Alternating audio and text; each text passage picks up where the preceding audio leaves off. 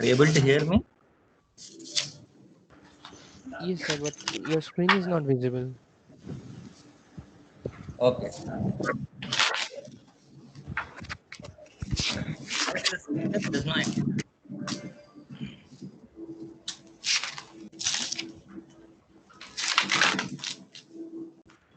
So is the voice clear?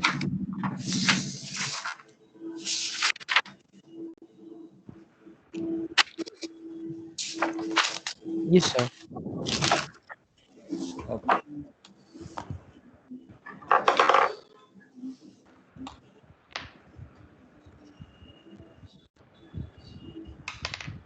So are there any doubts, please?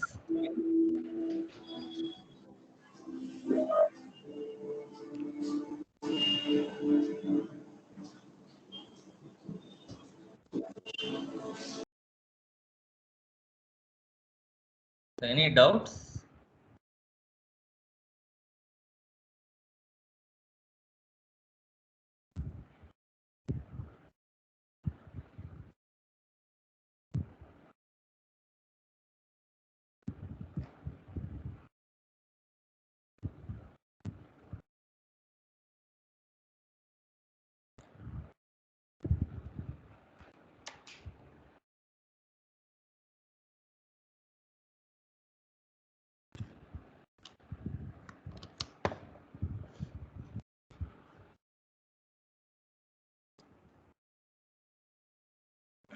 Hello?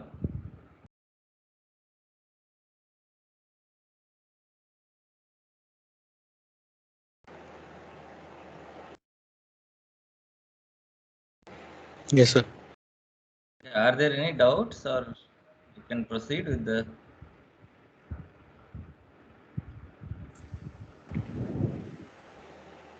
Sir, I think Sophia had a doubt, but I think she is yet to join. Okay. Okay, I have joined. Sir, the doubt I had asked in classroom was regarding the exercises, and you mentioned that Okay, will so be that is discussed fine. there. So exercises we will Yeah. not use lecture hours. If you want, you can schedule an extra lecture, or we can discuss on classroom. So if you have any doubts in the lecture proceedings, you can ask. So the exams, the assignments, we can schedule if you are interested, or we can discuss over classroom.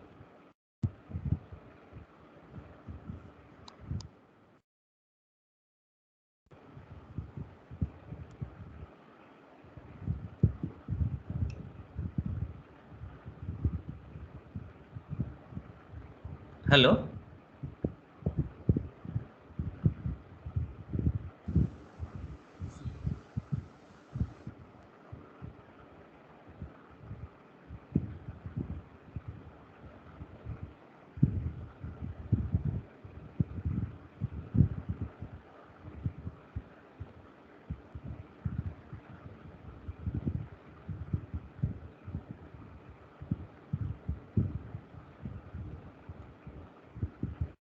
No doubts, is it?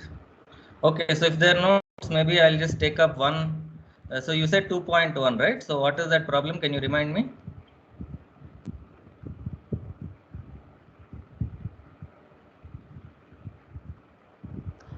Yeah, that was proving by. I'll also have to check actually.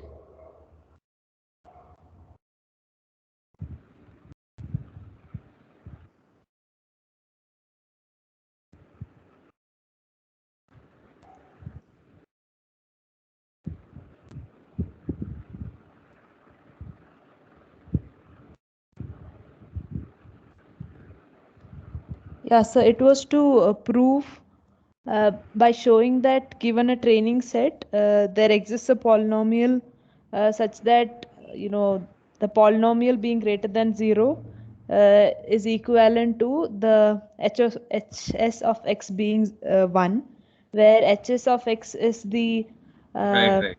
So, yeah. so what were your thoughts about it? See, this is so this is the problem with problem. I mean, if we discuss problems, people would have, some would have not worked it out, some would have worked it out, and the discussion will be like more of one-on-one than the teacher, than to the entire classroom. So if you schedule a separate session, then perhaps people will come prepared.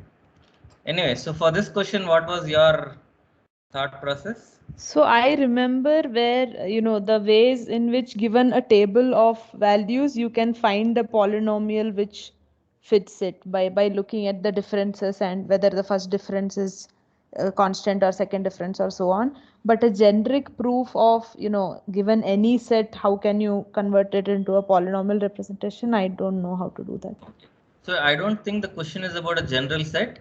The question is still about a rectangle. So if you have a rectangle and things inside are positive, outsides are negative, can you represent such a set by a polynomial, sign of a polynomial? So is that problem simpler?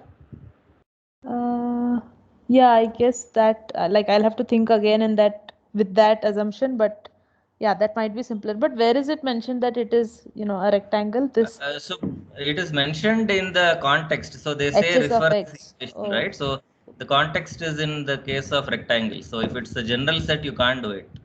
oh, okay, that's okay. And the hint is that a rectangle is made of lines, right? So basically, you can look at sides of those lines, and the rectangle will be, on the correct side for each of those four sides, right? Yeah, then you can combine those lines correctly. Then you can combine using multiplication, and Yeah, got it. so that's simple, right? Yeah, I left out the context somehow. Okay, thank you. Okay, fine. So from now onwards, if there are any questions about problems or exercises, these kind of things, let's have a session where people come prepared so that whatever is being said will be understood by everybody. Or let's discuss on Google Classroom. Either way is fine. But lecture hours, let's not use for such discussions. Okay. Sure, sir. Actually, I had posted the question in classroom itself. Yeah. I know that. I just wanted you guys to know why I'm not discussing these things in the lecture. This is the reason. So Yes, most sir. of the time it will be one-on-one discussion rather than everybody participating. You may joke that even in my usual lectures, it is such a case that I only speak and nobody understands. But that's supposed to be a joke. Okay, so shall we proceed? Yes, sir. Okay, so let me remind you what we did in the previous lecture. In the previous lecture, we discussed, various generative models for classification and regression. So let me summarize what happened in case of generative models. And so this is generative models, and then so this is regression, and this is classification, right? Okay, so what was the generative model we picked up in case of regression? So the model was that the joint was distributed as a normal distribution with mean mu and variance sigma square. And we then, so our understanding was mu was comprised of two parts, the x part which we called as mu1, y part which we called as mu2. Similarly, so the sigma, we broke it into four parts, where this was the xx part, xy part. So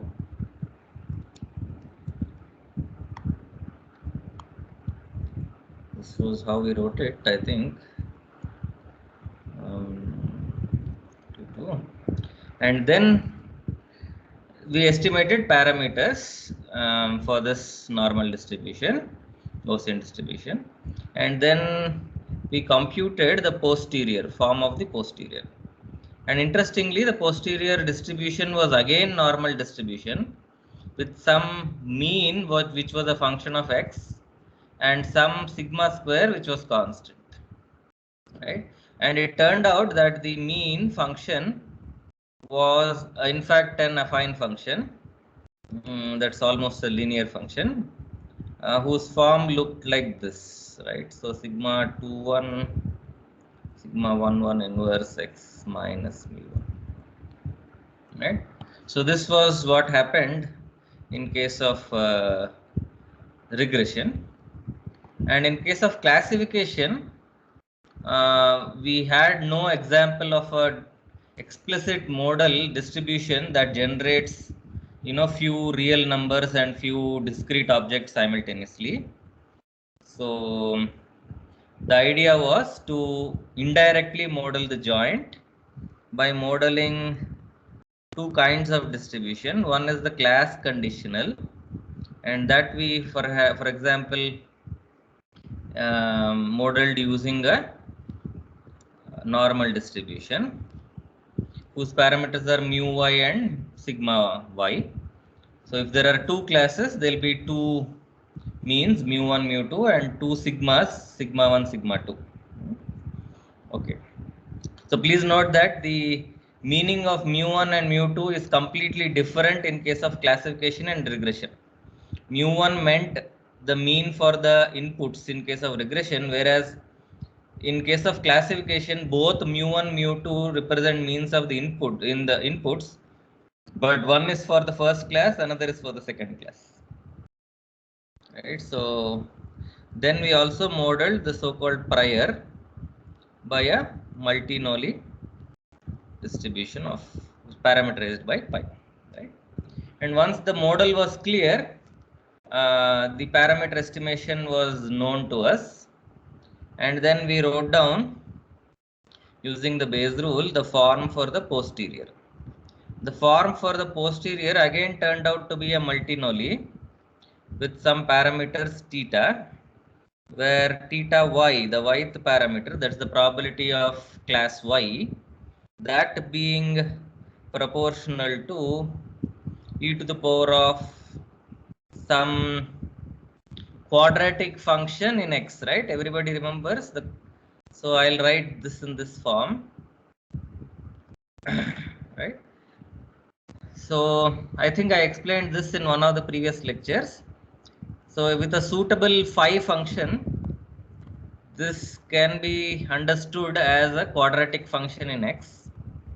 For example, if I choose phi x as x1 square, x2 square, xn square, x1, x2, x2, x3, so on, x1, x2, xn and 1, right? Then this form in purple color, that represents a general quadratic function, right?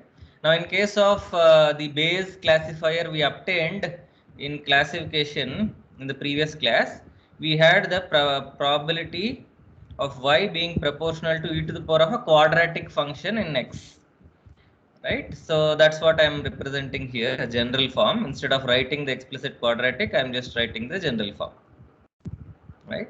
Okay. So this is what we did in the last class. So any doubts in this part of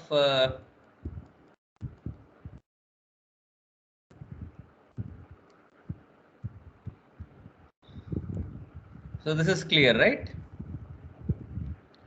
Yes, sir. Okay, good. So now if one wants to do a discriminative model, what will he do? So let's do discriminative modeling. So what's the idea in discriminative modeling? Again, let's do it separately for regression and classification. So in case of a discriminative model, what should be modeled is the posterior, right? And the idea is we should model the posterior directly, right? So this is what has to be modeled, right? Now, now what you have to understand is, unlike in the case of generative modeling, So in case of generative modeling, how many distributions did we model? We modeled only the joint, right? Essentially, even in the base classifying case, though we modeled, you know, a set of conditionals and prior, right? We were essentially modeling a case where there was one distribution for which many samples were given, right? So if you take the class conditional, for example, how many samples does it have? We will take all the points that belong to that particular class, right? So there will be multiple of them typically in a training set. But what's the problem in case of discriminative model? The problem in case of discriminative model is, first of all, for each x you have to model the y, and if you have to do that, the obvious choice is some model like this. So looking at the generative version, this is what anybody would guess. Perhaps I'll go with a normal distribution, but whose parameters are a function of x, right? Now, going with the experience in case of generative model, perhaps we can keep the mean as a function of x and the variance as a constant, right? Or you could leave variance as a hyperparameter, whatever it is, right? So the crucial point is that in case of regression, the discriminative model which we will use is perhaps a normal distribution parameterized by a function of x, right? Here in this case, a mean function of x, right? Okay. Now, what the next question you have to answer typically in a discriminative model is not only the function, functional form for the likelihood of posterior, that is anyway here, but you should also decide a form for the parametric function, right? So usually if you are talking about a posterior, the parameters will be a function of x, right? That's very clear. If none of the parameters are a function of x, then you would get the same distribution at every x, which would be very uninteresting, right? So the next thing you have to typically model in a discriminative model is what is the parameter function. In this case, what is the form of this, right? So this is another thing you have to model, right? So what is the natural choice for mu of x? Looking at the previous Linear. examples, you would guess something like this, right? Some general form where phi is a particular function, right? So is this point clear? And so this is the fundamental difference between discriminative models and generative models. In generative models, you only model distributions, you never model ordinary functions, right? But in discriminative models, in generative models, you only model distributions, likelihoods, right? Whereas in discriminative models, you will have to model two things. One is, the posterior, the form of the posterior likelihood, which is, in this respect, it is similar to generative modeling. But the second thing is you are also free to choose which kind of functions the parameters are of a function of x, right? So for example, we could have chosen a particular phi x function, which is say linear in x, and then that would give a linear function for the mean. Or you could choose phi x to be a quadratic function, and then mu x, the mean function, would be a quadratic function of x, right? So there are, in some sense, two kinds of choices modeling, things you do in discriminative. One is you model likelihoods, then you again model parameter functions. And modeling parameter functions is similar to how you used to model, perhaps, in the case of non-probabilistic models, right? So is this point clear to everybody? Yes, sir. Okay, so good. So finally, in a discriminative model, because of these two modeling steps, you will get the form of the posterior as something like this, right? So normal W transpose phi x, say, comma sigma square, right? Okay. So Okay, let's assume in this case sigma square is a hyperparameter. That means what? It's given, right? So it is given, and that's what decides the model, right? So for a given sigma square, you have multiple models. You have one model for every sigma square. So let me write it clearly. So one model for each sigma square. Secondly, for each model, there are, for each model, suppose you fix a, for each sigma square and phi function, sorry, right? So even if you can change the form of phi, right? So we are assuming that at every x, the posterior of y has the same function phi, right? The functional form of the function phi does not change. That's what is the assumption.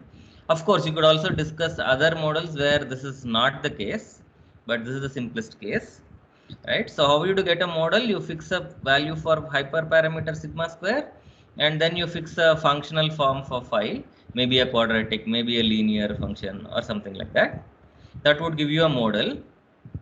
But even in the model, for every w, for each w, you will be getting a particular set of distributions.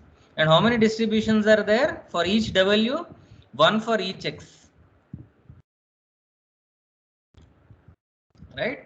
So even when w value is given, even then you can change the value of x, and at every x you have a distribution of y's, right? So in this sense, the discriminative models are very different from generative models, right? Why? In case of generative models, if you fix a parameter, then the likelihood is fixed. However, in case of discriminative models, even if you fix a value for your parameter, then you're actually determining one distribution or one likelihood at each x, right? So in some sense, these are more involved models than generative models, right? Okay. So is this point also clear to everybody? If you want, I can repeat it in other words.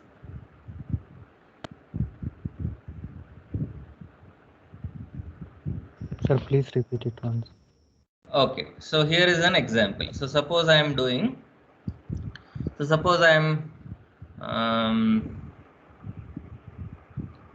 this rainfall prediction, right? So X is basically the observable climate, and Y is, say, amount of rainfall, right? Now in this example, in a discriminative model, what will you be modeling? You will be modeling the true posterior of rainfall given observable climate. That's what you will be modeling, right? So you will not be modeling the joint, you will be modeling the posterior. But now how is this different from a discriminative model? Let me tell you how is it different, right? It is different because, first of all, in case of a generative model, say in case of regression, for example, you are only modeling one likelihood, right? So P of x comma y, that's what is being modeled. Whereas in case of discriminative modeling, what will happen is the following, right? So suppose the observable climate,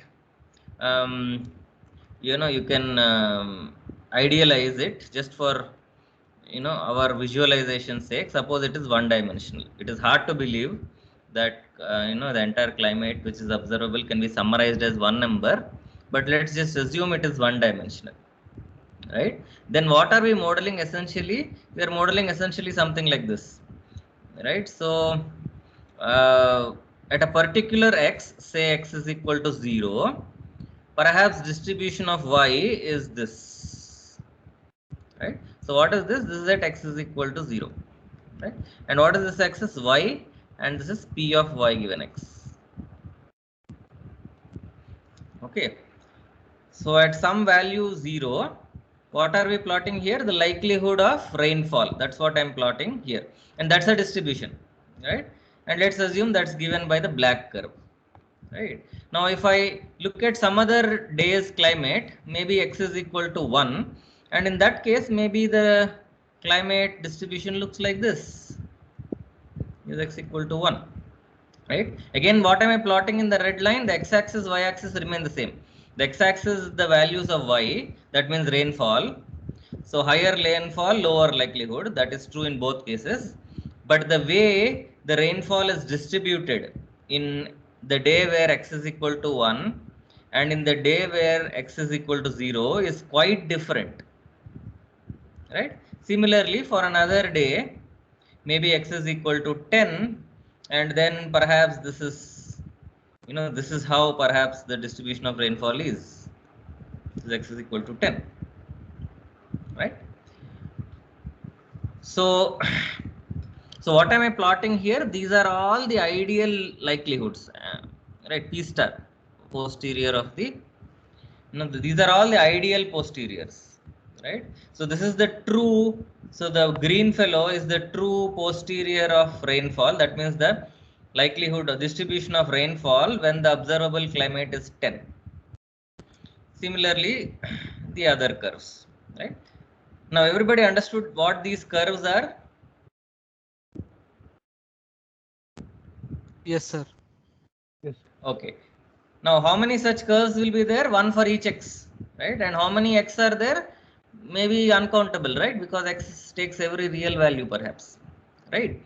So what are you actually modeling? You are actually modeling uncountable number of distributions, one for each x.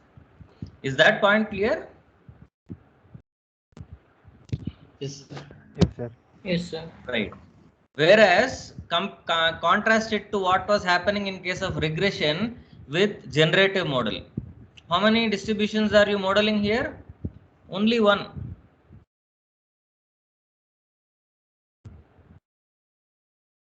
So contrast these two. Sir, why is the variance not a function of x? No, that's what happened. I'm not saying it should not be. I'm saying in this case of generative model, it was not. So that's a simplification. So, right? I'm not saying variance should not be a function of x. You can always talk about a model where variance is also a function of x, right? That will be another kind of modeling. But if I want to stay close to whatever happened in case of generative model, I'll choose sigma square to be constant. Is that clear? Yes, sir. Secondly, I'm not even calling sigma square as parameter. I could have chosen to call sigma square as a parameter and estimate it. But I'm now choosing sigma square as a hyperparameter because how does it matter? Anyway, sigma square value will not be used, right? Finally, sigma square is a constant, is a very uninteresting case, right? So it's a very, very simplistic model.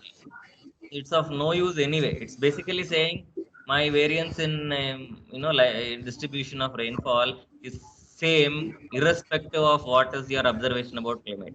So this is a very, very naive model, right? So anyway, sigma square is of no much use. So instead of calling it as a parameter, I can also call it a hyperparameter and not estimate it and assume that it is given. So that's all I'm saying. So this is just for simplicity of presentation. Of course, you have to go home and try and see what will happen if sigma square you make it a function of x, then what will you get into, how will you estimate, all those things you can think about later. So did I answer your question? Yes, sir. Okay. And what is the motivation for choosing it as constant? Because in the corresponding generative case, it was a constant, so it should not be a very, very bad model. Though I know it's a naive, it's naive, but it still worked in case of regression, right? I mean, in case of a generative model, it should not be that bad a modeling choice also. Okay. Okay, so now coming back to the explanation which I was giving earlier. So in contrast to generative modeling, in discriminative modeling, you are actually modeling uncountable number of distributions. Now, when you are actually modeling uncountable number of distributions, And if you talk about a corresponding model, what should happen? Every parameter choice should give you one set of distributions like this, right? So if I change the parameter value, so for example, what should happen is for one particular W star, which is ideal, maybe the set of distributions exactly correspond to P star. Maybe with some other W, what may happen is the set of distributions change like this, right? Let me give you the illustration. So this is again y-axis, this is again P, but this is not ideal posterior, this is posterior with W as the parameter, right? Whatever is going to be the parameter, right? So with that, maybe x is equal to 0, the distribution maybe looks something like this, who knows, right? X is equal to 0 and x equal to 1 maybe changes like this, right? And this is x is equal to 10, right? So you are seeing in the purple example, in the blue example, what is happening when I'm changing parameters. In general, all of the likelihoods at every x may change, right? For example, x equal to 10, the likelihood is changing. That's what is happening, right? Contrast these two. And at x equal to 0 also they are changing, right? And x equal to 1 also they are changing, right? So in general, this is what will happen if you change the parameter value. The entire set of distributions, one for each x, all of them will change. But at every given W, you will have a set of distributions, one for each x defined. The question now will be, which is the right parameter value that will give you some set of likelihoods very close to P star, the posterior, ideal posterior. So is the setup clear? So whoever asked this question, repeat. Now Yes, do you sir. have a better understanding? Yes, sir. Okay. So this was what I was mentioning here, that for there is one model for each hyperparameter and a choice of phi. What is choice of phi doing basically? It is telling you what kind of a function is the mean with respect to x, right? Now if I change the form of phi, of course I'll get a different model. Similarly, if I change sigma square, perhaps I'll get a different model because I chose sigma square as hyperparameter, right? Now, suppose we fix the value of phi and sigma square, then what will I get? I'll get one model in this family. And what is that model parameterized by? W, right? So because if I take different values of W, I'll get different likelihoods for every x. And that's what comprises the model, right? So is the description of the discriminative model in case of regression clear? So this is the model which we are choosing.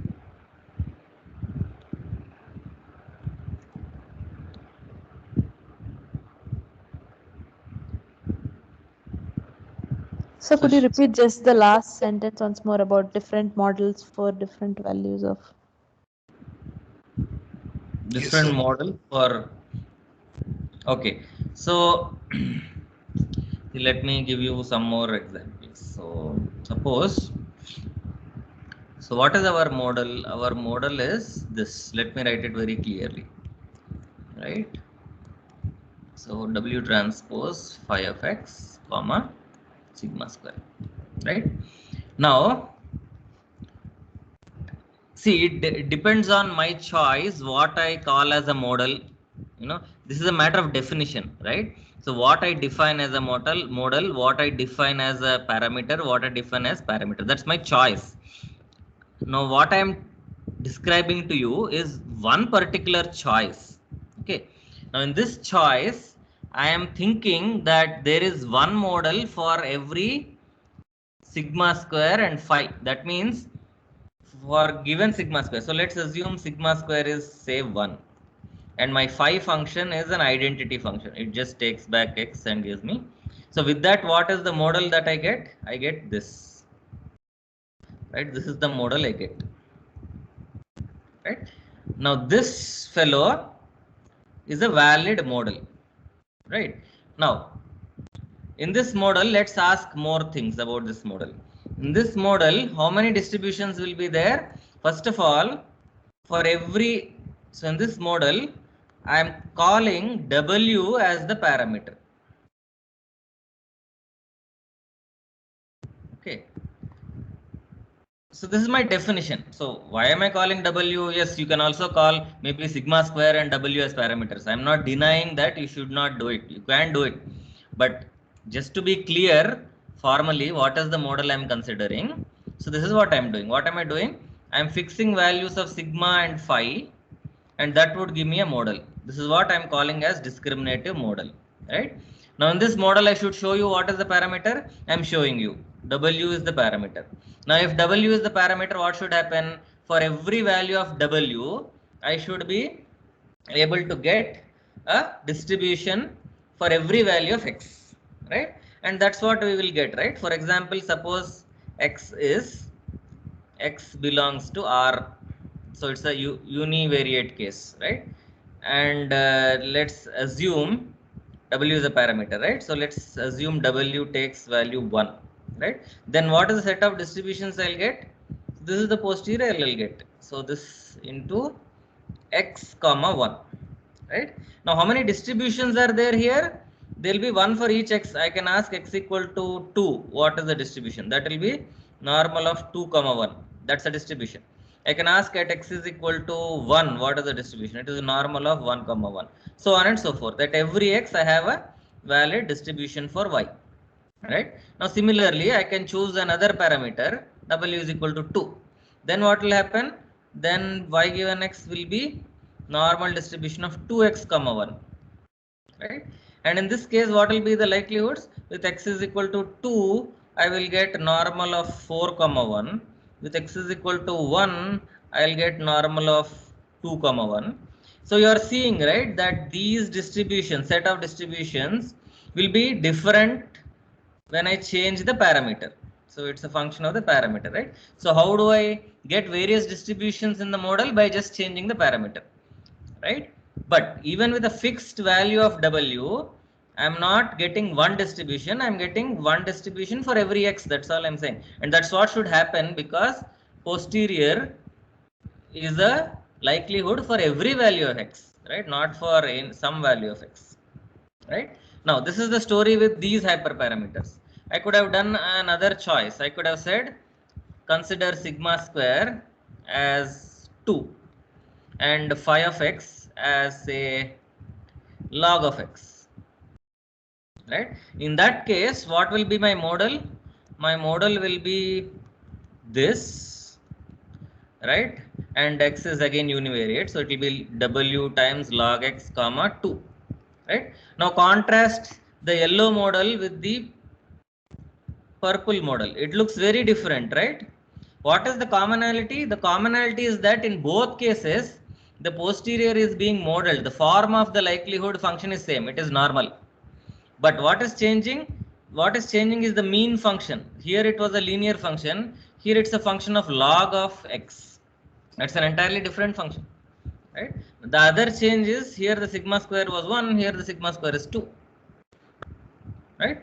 So these are now modeling choices, right? Again, now W is the parameter. Again, I can start explaining, right? With W equal to 1, I'll get these posteriors, log X comma 2, and this itself for each X I can evaluate. X equal to 1, X equal to 2. I'll get normal of log 1 is 0 comma 2. Maybe this is E, and this is normal of 1 comma 2, and so on, right? So I can write what happens with W equal to 2 and so on. So is this clear? So this is the description of my model.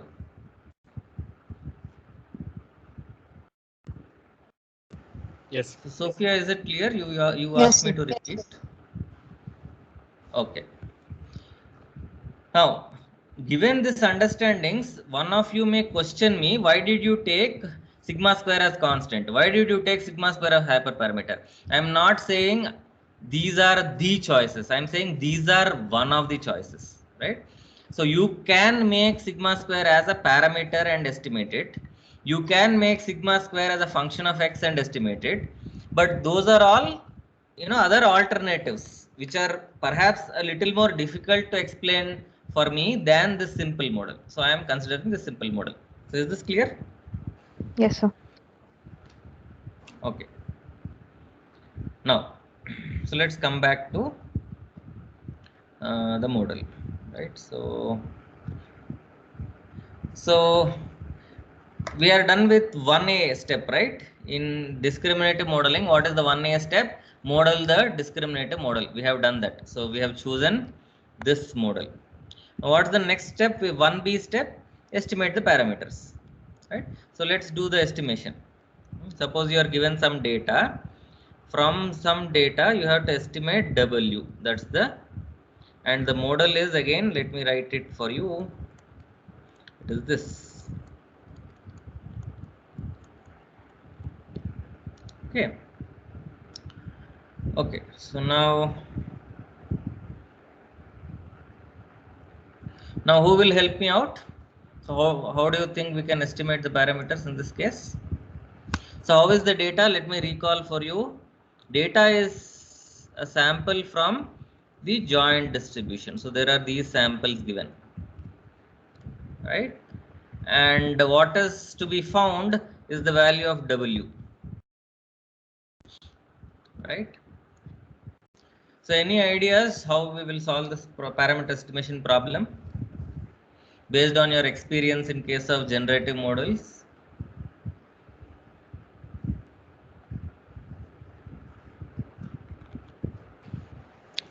We define loss function. Define a Loss function. Okay, so you are going back to first principles, right? So why not reuse? So suppose, very good. So your answer is, a good answer. But let me stop, and before proceeding with your idea, let me ask the simple question: why not use MLE? Why not use method of moments?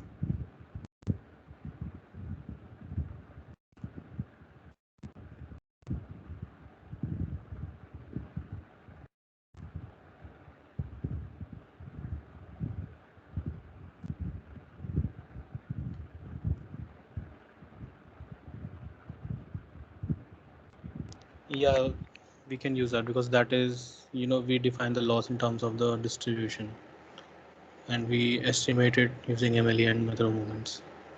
So you are saying you can use MLE here, for example.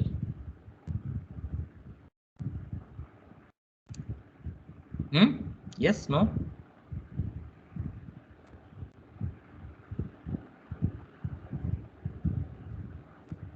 So if you have to use MLE, what should you be given?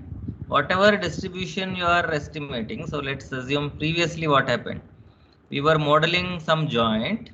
We were given samples from the joint. So what did we do? We simply maximized the log likelihood or likelihood, whatever you want to say, xi comma yi. This is fine because xi comma yi were samples from P star. But now you have samples from P star x comma y, but you are not estimating the joint. You are estimating the conditional, the posterior, right? And in fact, there are many distributions in the posterior, one for each x. So how would you proceed with MLE? So do you guys see a problem?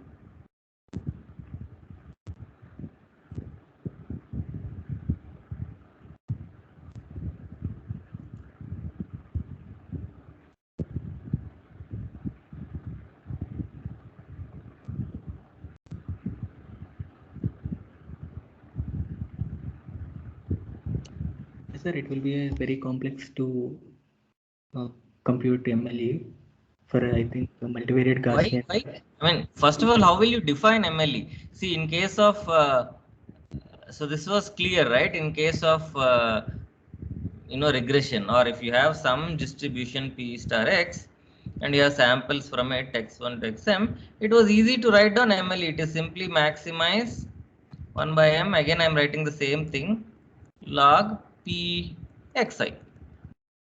Now, how will you write it in this case?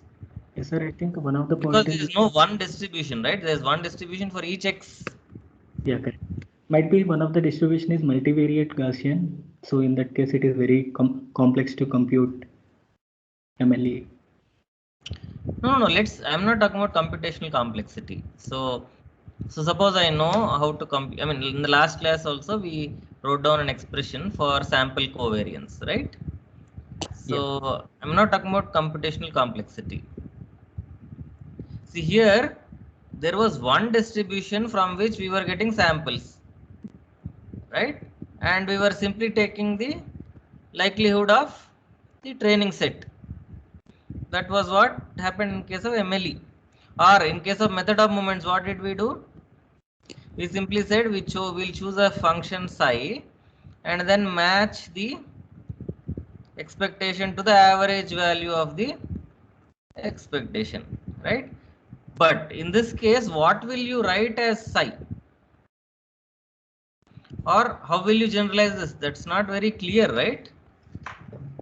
So if Sir, anybody has a way of generalizing, please tell me. I'll write it and then we will discuss. Sir, we could write like we'll have to find it kind of separately for each X value which is available in the training Good. set. So Sophia has an idea. Let's estimate each of these likelihoods at every X separately. And then combine and maximize. And then combine. Okay. So let's go with this. So this is what all of you, I mean, this is, I don't know what else you can think about at this stage, right? Because if there is one distribution, I know how to estimate it. If there are multiple distributions, I'll do one by one. This should be the natural thing you should think about. But there is a fundamental problem if you take this approach, Sophia. Do you realize what is the problem? All the estimation X's error. might not be there in the training set. So for the Yeah. unknown X's, like we might get any Very value. good. That's one problem. So all X's will not be, why may not be, will not be in the training set, right?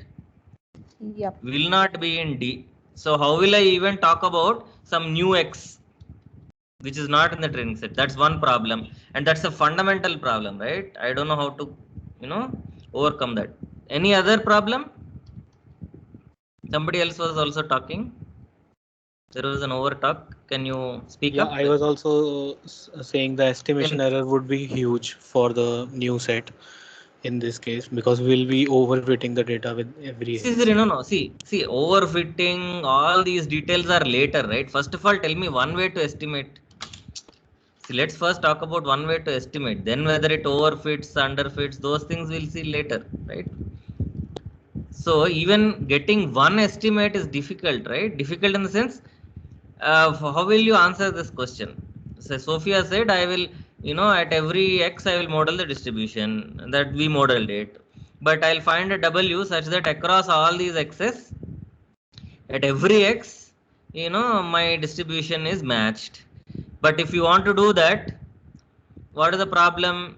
At least, that X, wherever you are conditioning it, that X should exist in the training set. That may not happen. What is the other problem? The other problem is even if X belongs to D, that means it's one of the, points, input points in the training set. Then what's the other problem?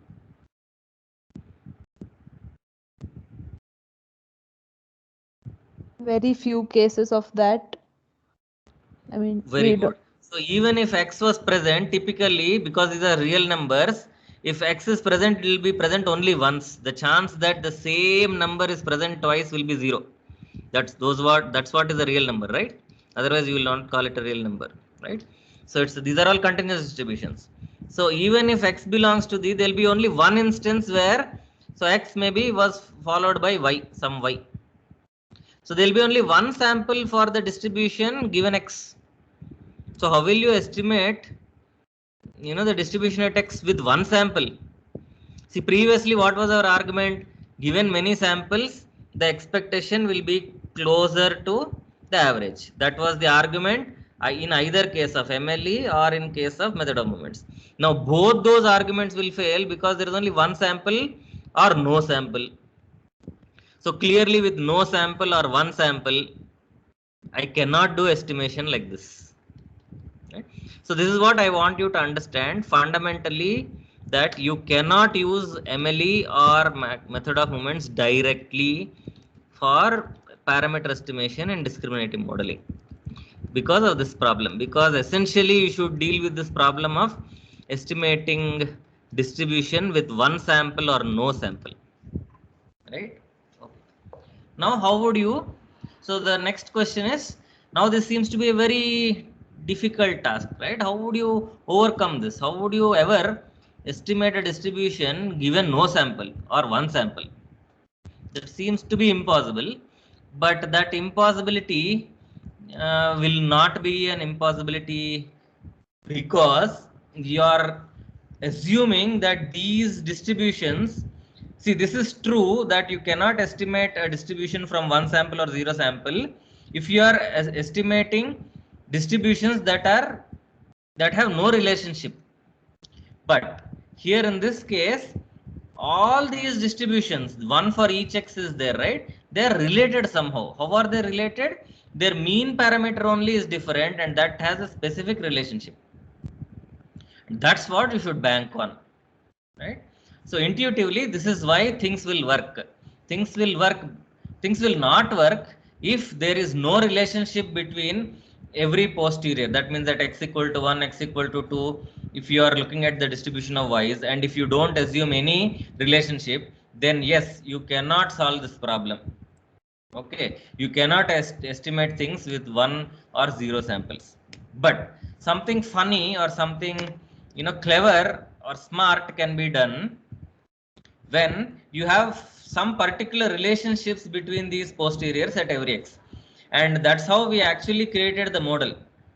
We were intelligent enough to mimic what happened in case of generative models and came up with this smart model. This is actually a smart discriminative model because it inherently has a relationship between various distributions, various posterior likelihoods at various x.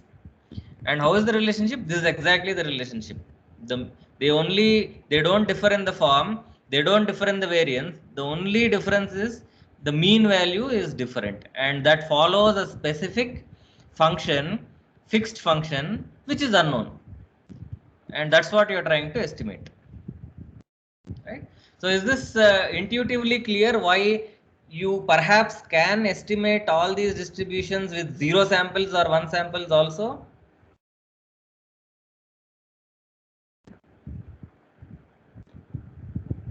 Yes, sir. Okay, so just to make sure everybody understands what I am saying is, there are these different distributions. One is in the black color, one is in the orange color, one is in the blue color. Now, if these blue, black, orange had no relationship, like how I drew in this illustration, then of course you will need multiple samples for every distribution. But here in our model, we were very clever. We modeled them such that all these posteriors, orange, blue, and green, have a particular relationship. And the relationship is very, very strong.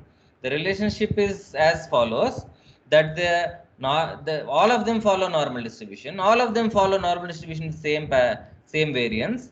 Only difference is that the mean is different, and mean is a specific fixed function of x, which is W transpose by x.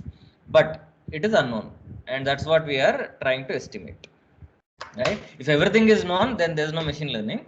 The only unknown is what is that specific function, and where the functional form is known for the mean function. So that's the only unknown we are asking, and this should be solvable with one sample at every, at most one sample at few x's, right? So that's why you can build this model, estimate this model. So is this intuition clear why this impossibility of estimating with one or no sample will be elevated? Yes, sir. So Sir, Okay, though so please this Yes, yeah. This assumption might cause some amount of modeling error, right? Very good, very good. See, this is exactly, you're now talking in machine learning terms. Very good. So this assumption which we are making will help us in estimation. In fact, the estimation error will go down because with one sample, no sample, your estimation numbers will be like huge. But because of this model assumption, estimation error will go down drastically. But as you are rightly mentioning, the corresponding modeling error may go up. Then what will you do? You should handling modeling error separately, right? That we will do, right? But at least your estimation error is not hopeless. If you don't make any assumption between these posteriors, then it is a hopeless situation, because how will I ever estimate a distribution with no sample? There's no way, right? So by making such modeling assumptions, we are drastically bringing down estimation error with perhaps trading of some modeling error. But later on, what will we do? We'll study many models, right? In fact, already I presented you many models, one for each phi function. Perhaps you will choose the right phi function, which will ensure that the modeling error is not too high, right? So good. Sir, how do we decide, like, for in this case, you took a normal distribution, right? So, how do we decide, like, what distribution we need to? Right. So that's the model design, model selection problem. I'll come back to that, right? So see till now I'm just mentioning with few distribution names and function names which you know, like linear function, Gaussian function, Gaussian distribution. These names you already know.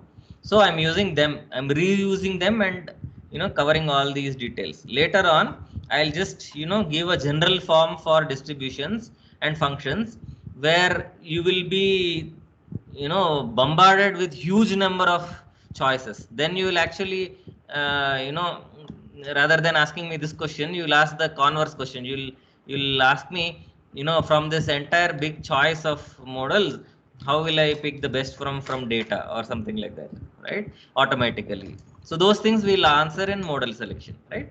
So for the time being, let's assume model error is 0 and worry about estimation error as we were doing always, right? So your question is valid. Coming back to your question is valid. Now, if not normal, what else will you use? I'll tell you. There are many choices. Okay, so right now it looks like normal is the only choice, but perhaps in the next lecture I'll give you huge number of choices for distributions. Okay, so please wait. Yes, sir. So any other questions?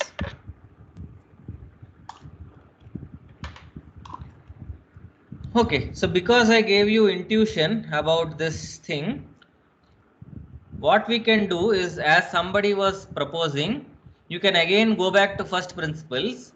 Remember how we derived maximum likelihood estimation. We chose a loss function based on KL divergence. Then we, wrote down the objective in terms of some expectation under the underlying distribution. Then we approximated the expectation by mean. And that's what gave us this formula for MLE, right? Remember? So, as somebody was suggesting, even in case of conditional distributions, one can come up with the notion of loss function and then rederive this entire process, right? And come up with something which is analogous to maximum likelihood estimation. Now, for the purposes of this course, the details of that derivation is not very essential. For interested people, I have already posted the detailed derivation in the summary notes. For the purpose, I will never ask the derivation in the exam. If you are interested, you can go through the derivation. But what we will do is, we will just take the end result of the derivation.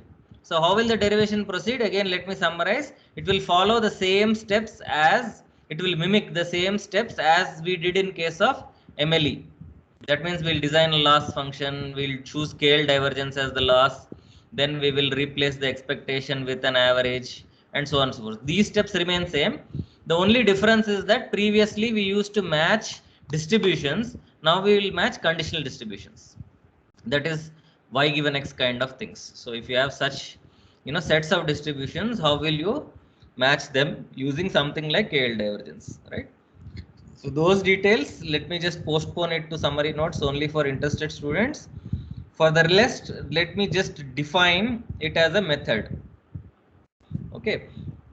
Now the method is called maximum.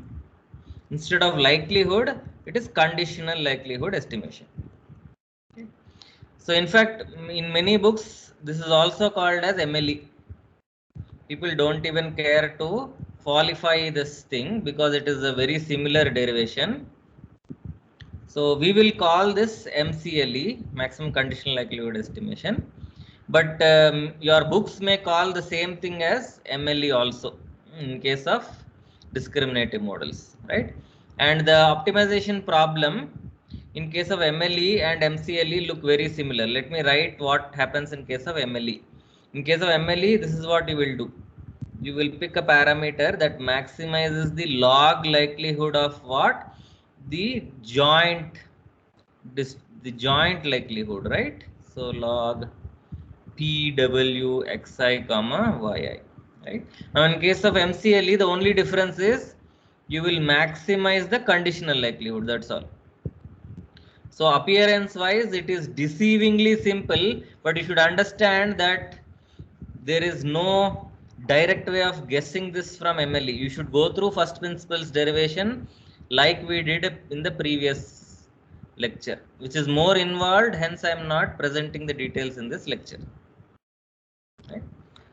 So you are seeing the resemblance, striking resemblance between these formulae, right? So here we are simply maximizing the log conditional likelihood. Previously we were minimizing the log of the joint likelihood. That's the only difference. Right? But this is not trivial. So this to this is non-trivial. Okay, so let me just. So if some of you think that it is trivial to write this, it is not. The derivation follows very closely that of MLE, and interested students can look at the notes. Okay, so what we will do now is we will employ MCLE and try to do parameter estimation for our regression model in discriminative case, right? So again, what is our model? So the 1A step was, this is our model, normal distribution phi comma sigma square, and the parameters W's are the parameters, and 1B is parameter estimation, and our idea is to use MCLE, right? Okay, let's work out how MCLE looks like. So it will be max over W 1 by M sigma I equal to 1 to M. So in this special case, it is log of e to the power of minus y is my random variable, right? And W transpose phi xi is my mean square by 2 sigma square by root 2 sigma square. So this is just the likelihood of, right? Now log of a by b is simply log a minus log b. So this term I can ignore. Right? So what will this problem be? This problem will be same as, solutions will be same as solutions of 1 by m log of e to the power of will simply give me yi minus w transpose phi xi square by 2 sigma square, right? And this is again, the solutions will be same as, I can write it as a minimization problem. So arg min over w, I can ignore 1 by m, 1 by 2 sigma square, they are all constants. I can take out the minus sign because I have written minimization. Okay, so this is the optimization problem I have to solve, right? Now a question to you, in case phi of x is equal to x, does anybody recognize this purple color optimization problem? Square laws. Very good. So it is same as linear regression, right? So in this case, it gives back the linear regression model, right? Which we encountered in case of non-probabilistic models, right? So this probabilistic discriminative model with these specific choices retrieves the linear regression model in non-probabilistic modeling, ERM based modeling, right? And that's why I made these particular choices, right? If I didn't make these choices, I would not have recovered. Okay, so anyway, so this is a known problem, so you guys know how to solve this, and you can, in fact, many textbooks call this model as the linear regression model, right? So some textbooks call the probabilistic model, discriminative model, as linear regression, and some textbooks call the original non-probabilistic model, which we discussed, as linear regression. Now both are correct because essentially they solve the same problem, right? So it's just a matter of terminology. So even in our books, one of the book I think calls this as linear regression, the other book calls this as linear regression, the one which we called as. So in this course, we will call both of these as linear regression. You should understand based on context. If you are talking about discriminative models, then this is the thing. If we are talking about non-probabilistic, this is the one. But both essentially solve the same problem. So this finishes our discussion of regression with the discriminative models. If there are any questions, I'll be happy to take up.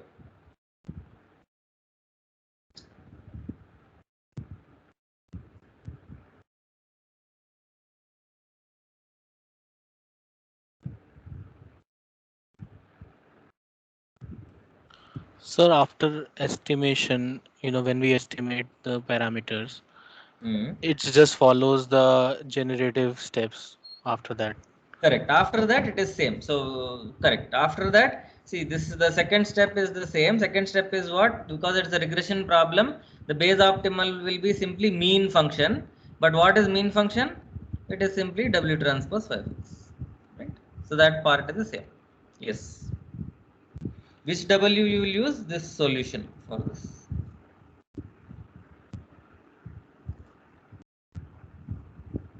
So this was what you asked, right? Yes, sir. Yeah. So that is same.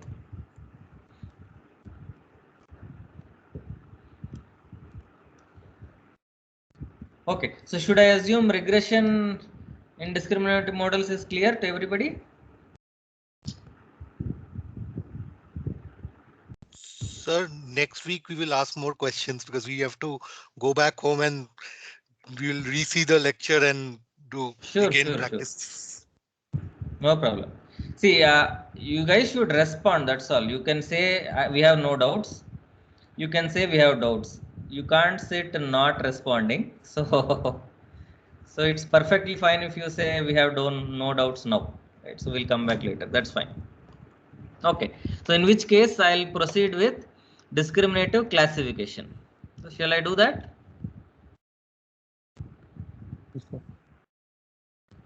Yes, sir. Yes, sir. Okay. So in discriminative classification, obviously we'll copy this, right? So we already know of a form of posterior. What happened in case of the generative model?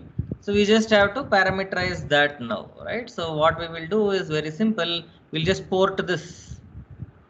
So we will say our model is parameterized. It's actually a multi-nollie model where my parameters of the multi-nollie are a function of theta, W. W is now the parameter for the model, right? And how is theta a function of W? It's basically so theta y of W is proportional to e to the power of Wi transpose 5x, right? So as simple as that. So what are the parameters? W, it is W1 to WC if there are C classes. So it's a C class classification.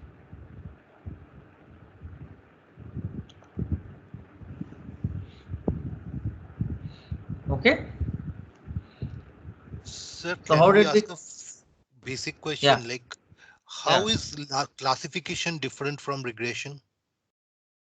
I know it's So the basic difference is, see, both are supervised learning, problems. That means there is some input space, some output space, and there is some unknown distribution of inputs and outputs that is representing the hidden concept. Like for example, X is the observable climate, Y is the rainfall, which is, which has to be predicted, say, right? So there is some, we are assuming there is some unknown relationship between the climate which is observable and which is not, that is rainfall. And then in case of regression, the difference is that Y is a continuous space. That means it's an uncountable set. Okay, so Y is an uncountable set. What is an example of an uncountable set that you know of?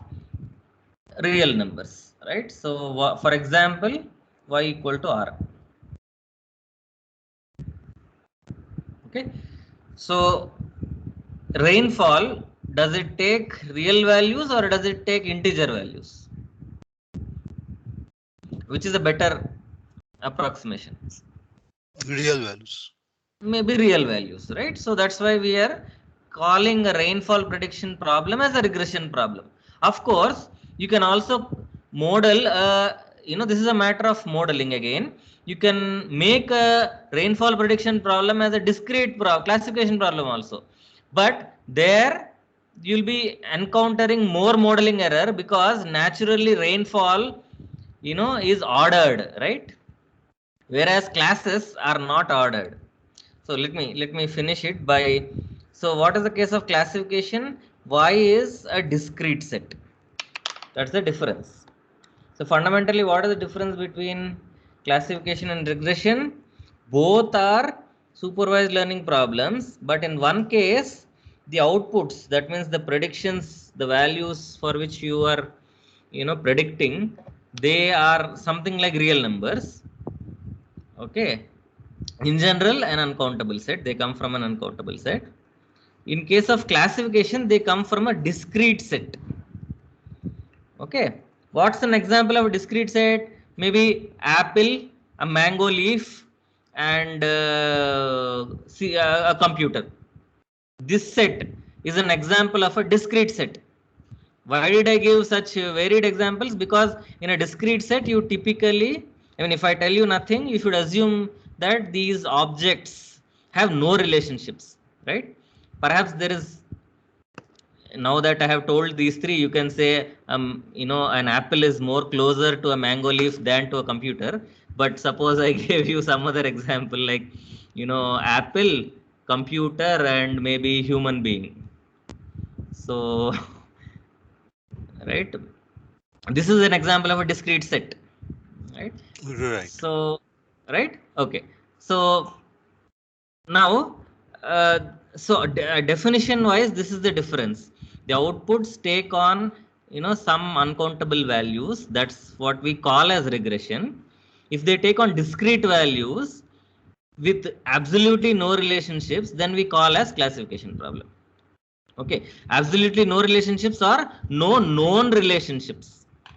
Okay, now further, in case of classification, you can have, some special cases. For example, you can think about a discrete set where the set has an order. For example, let's consider the numbers between 1 to 10. Is that a discrete set? Natural numbers between 1 to 10. Yes. Is that a discrete Yes. set? That's a discrete set, right? But this is a discrete set which is special because all elements, there is a total order defined between these elements, right? You know how to order these numbers, right? Okay, yes, no? Yes. So typically what will happen is classification, actually formally speaking, no problem in the world perhaps is a classification problem. Okay, I'll not be very wrong in making this statement. But what will happen is most of the time you don't know the relationships between the classes, hence you pose it as a classification problem. But if you think deeper, many a time in the application you will find relationships between those discrete objects, in which case you will call it as a specialized classification problem. And there are many names depending on what kind of relationships exist between these discrete objects. For example, if it's a total order relationship which exists in the discrete objects, you will call the classification problem as a ordinal regression problem. That's just a name. Okay, why are you or ordinal classification problem? Why are you calling it as ordinal? Because there is an order relationship between the outputs. Similarly, if there is some other relationship, you will call it by some other name. Okay, in general, these problems where there is an extra structure known to exist on the discrete objects which are the outputs, then it's called a structured prediction problem. Okay, so classification problem is a very, very general problem where you don't assume any known relationships between classes, but typically there will exist relationships between classes, which when you exploit, it will no more be ideal to pose it as a classification problem, but to pose it as a respective structured prediction problem. Suppose, In sir, either if we case, want, yeah, let me finish. In either case, whether you know some relationships or not, these outputs are discrete. Whereas in case of regression, the outputs are uncountable. But this is again a formal definition. There are many, many places, instances where people use names of regression for classification and vice versa. For example, logistic regression. It is actually for classification, but it is named as regression. Now, why? That's for historical reasons, right? So, I mean, these definitions are what we are making and what typically people follow nowadays. But perhaps some, there were some exceptions because of historical reasons where people started calling some classification problems also as regression problems and regression problems as classification problems. Right, so this is why there is perhaps some confusion. You got confused because of these names, perhaps. absolutely. Yeah, So, you can go so on. one question is, if we get a data set and we have to or we want to apply classification, let's suppose, and then we actually have to suppose we do SVD or something to really reduce the correlation between the data set and then apply classification, because that reduces the relationships between the data. Okay, go on. Can this be a factor, like in order to apply classification, should we remove the relationships between the data sets so that we can apply classification properly? So you're mixing up multiple things here. So first of all, the relationships which go away with something like PCA, that's what you said, right? PCA, you mentioned yes. PCA or PCA or is not SVD. Any.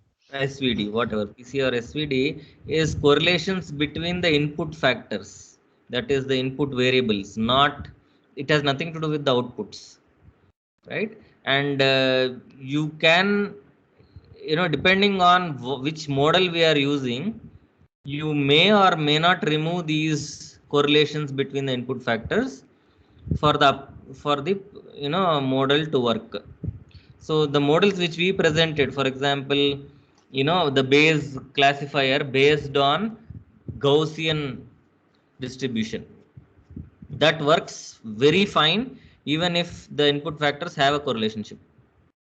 So I don't see why that fails if you have relationships. So it basically depends on the model. If your model is too weak to capture correlations between input factors, then yes, perhaps you have to uncorrelate them before as a pre-processing step, before applying the, before estimating with that model. But if your model is capable of, taking care of relationships, for example, in this Bayes classifier, there is a covariance which takes care about the correlations between the input factors. So that should not be a problem. So I think you're mixing up few things. Okay. Right. So yeah, but this question has nothing to do with regression, right? No. Okay. Sir, can you share some reference, like the way you gave an example, right? It was easy for me to correlate the rainfall example you get. Then going through, so is there any reference where we can have, like, by some cases where by examples people have explained the discriminative or these models with some example, even with one variable or two variables? Okay. So see, the summary notes which I am writing, that has all of this in the way I have, I tell in the lectures, and more importantly, that has, I mentioned which pages from which book, has these things. So actually, if you go back and read those things, that's the best, nearest match to what is happening in the lectures. Now, unfortunately, see, every person has his own way of explaining things. So you can't expect some textbook to have exactly the same way I am teaching. And in fact, if that is the case, why should I teach? Right? So don't expect, two people to give you the same explanation. So we will differ in explaining things and examples, but if you want a nearest match, then please go through the summary notes. Didn't any one of you who are following summary notes find that the story in with which the notes is written is strikingly similar to the proceedings of the lectures? Did you find this? Yes, sir. Yeah, so this is the nearest match. So those books, those pages in that particular order, one from this, one from that, that's the way in which you will find a nearest match to this. Okay, but in one book, if you have to have something exactly in the same way, you will not find it. So the problem is most of these books, cover very, very, advanced things. In the beginning stages itself, right? So that's the way the books are presented. So for example, if you read the Murphy's book, even in the chapter 3 or something, he starts with based learning, which is the concept which you cannot understand, according to me, if you don't understand non-Bayesian learning. What that is what we are doing now, right? So first you should understand what is non-Bayesian learning to understand Bayesian learning. But according to Murphy, he thinks Bayesian learning is as natural as non-Bayesian learning, and he presents everything together, right? So if you go back and start reading the textbook, because I did not cover Bayesian learning, you will find it difficult to follow it. So that's perhaps the difficulty you are facing. But that is, that cannot be avoided because we are studying a very simple course, right? This is just a foundational course. So any of the textbooks I referred to you are textbooks which are far beyond this fundamental course. So Yes. that's the reason why. Yes, sir. The issue is not with the understanding, sir. The only thing is because with examples, right, with numbers like X, Y, the way you explained rainfall, that was easy for me to kind of understand this concept. So going by examples, I say like the theory part is But okay. But okay, so examples wise, all those books are good. So the Murphy's book also gives such examples. In fact, he gives you many simulation examples also. He gives very, very simple example exercises which are based on simulation. So he clearly explains what happens, as the number of samples increases, what happens to the MLE estimate, so on and so forth. He gives nice plots. So that way, I think the books are good. okay, sir. Maybe you are just overwhelmed with the terms which we are not introduced in the lecture, as I was saying. Right. So Yeah. if you filter out them, perhaps the examples are there. That's what I'm trying to. And Good, if sir. you want some simpler books, so there is some book called, book on machine learning by Christopher Bishop. That's a book which is quite diluted. So the problem with that book is it's overly diluted in some sense. So you may not find most of the formal explanations which we are giving. He will only go with examples and overall idea. And but if you No, want, you can even refer to that book.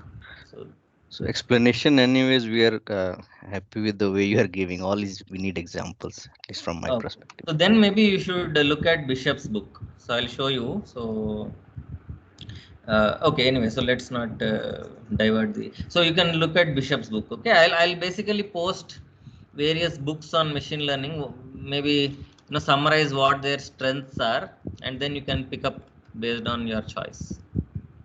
Okay. Thank you, sir. So can you please remind me to do so on the classroom? Yes, sir. Okay. Any other questions, please?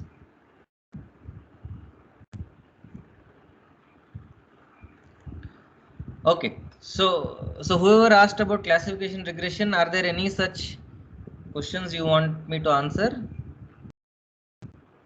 No, sir. Thank you. It's fine. Okay. So shall I go ahead with discriminative classification, or shall we take a break?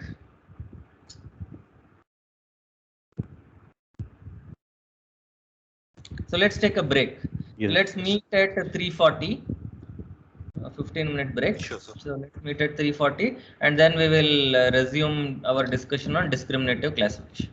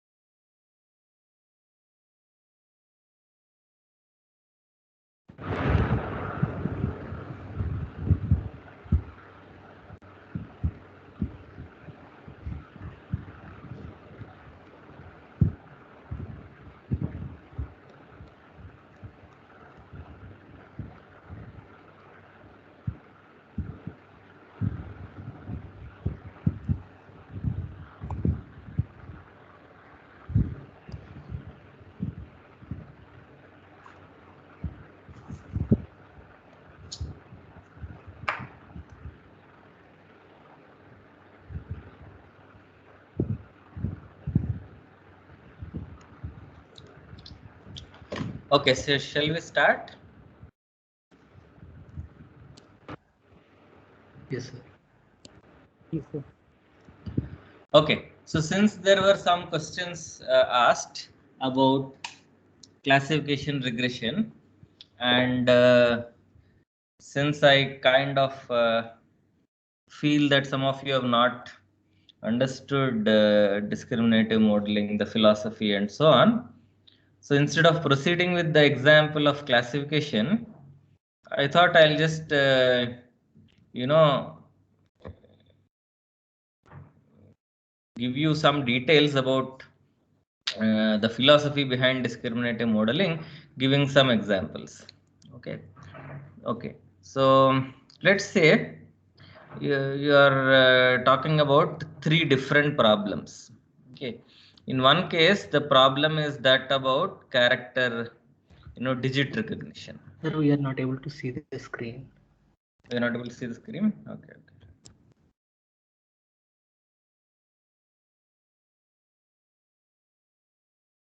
Now. Yes, sir. Now we can. Okay. So let's consider three different problems. So I'm talking about applications here. So that the design philosophy behind discriminative modeling will be clear. That's why I'm doing this exercise. So let's consider this example of digit recognition.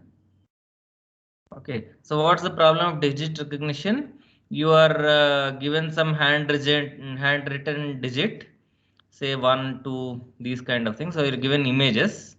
So this is what is the input, and your expected output is numbers, the corresponding digit written, which is written. For example, you have to decide that this is 1.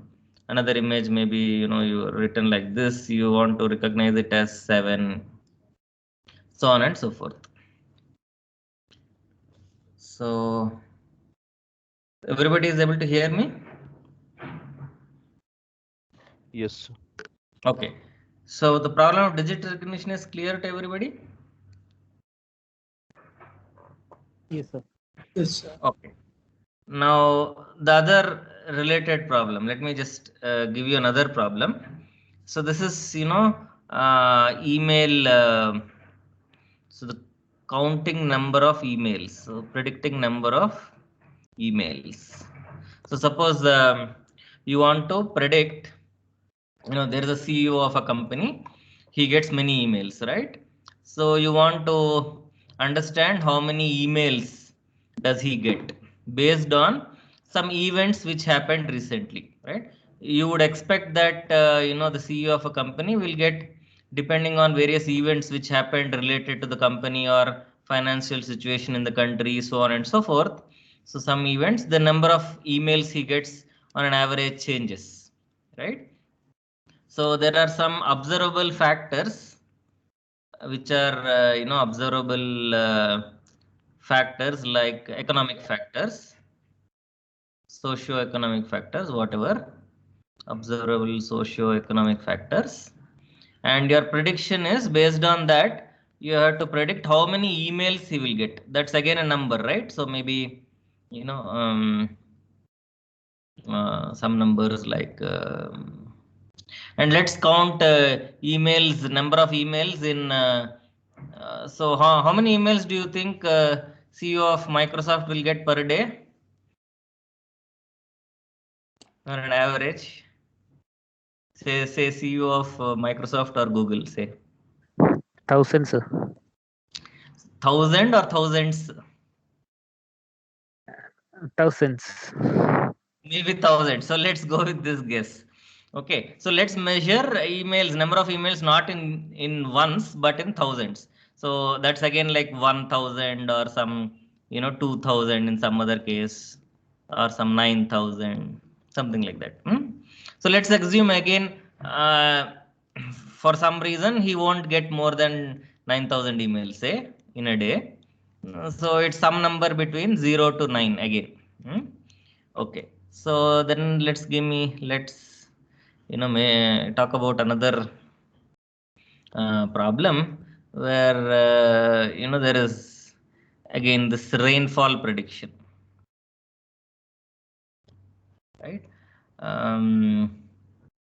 Does anybody know the usual range of rainfall in Hyderabad?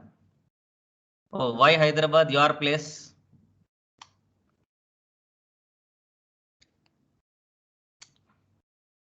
What's the average rainfall in your place? Can anybody answer? You can Google it.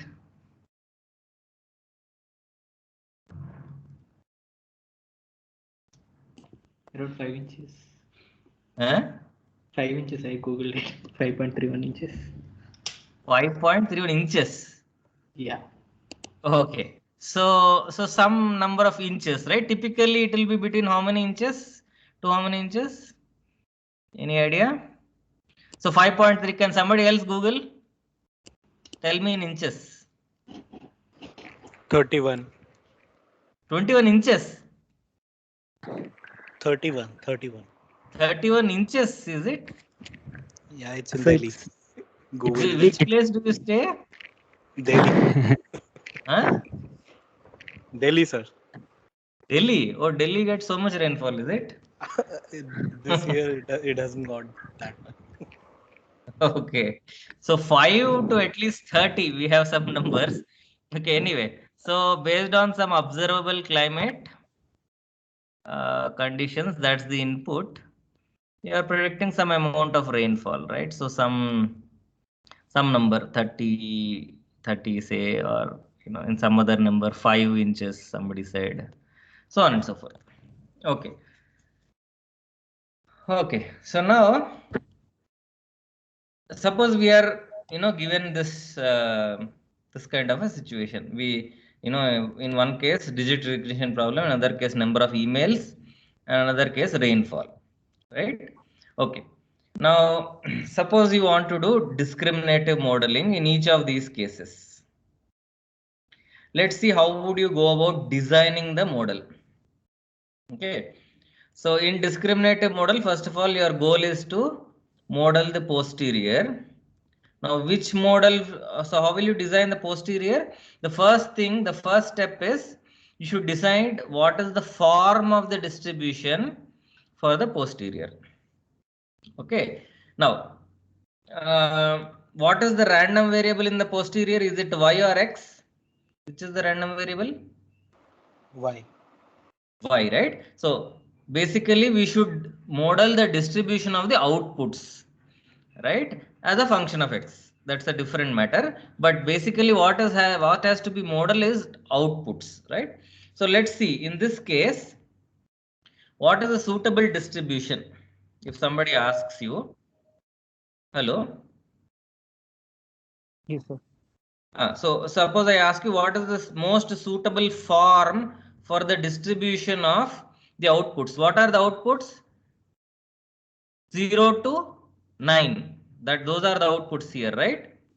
Those are the outputs here. But what is the suitable distribution? Suppose I ask you, what will be your answer? Some multinomial kind. Yeah, here it will be multinomial. Why? Because though they are numbers, the outputs are numbers, fine. But these numbers have no meanings, right? I mean, whether the digit 1, which is written as 1, you recognize it as 1 or 9 or 7. It does not matter. It is the same amount of error you make. Whether you mistakenly call 1 as 2 or you mistakenly call 1 as 9, both are equally bad, right? Yes or no? Yes. Right? So you will not say 7, somebody recognized as 1, so he is okay. Right? That you may say for human being, because human being mostly, maybe they confuse between 7 and 1. That's okay, but because they are very similar. But in an ideal situation, you don't want to count such, things separately, right? Whether he has made a mistake. Suppose it's a bank accounting system. This digit recognition goes into accounts for banks. Then will you say 1 replaced by 2 is it's okay? 1 instead of 1 replaced by 9? No, because everything matters, right?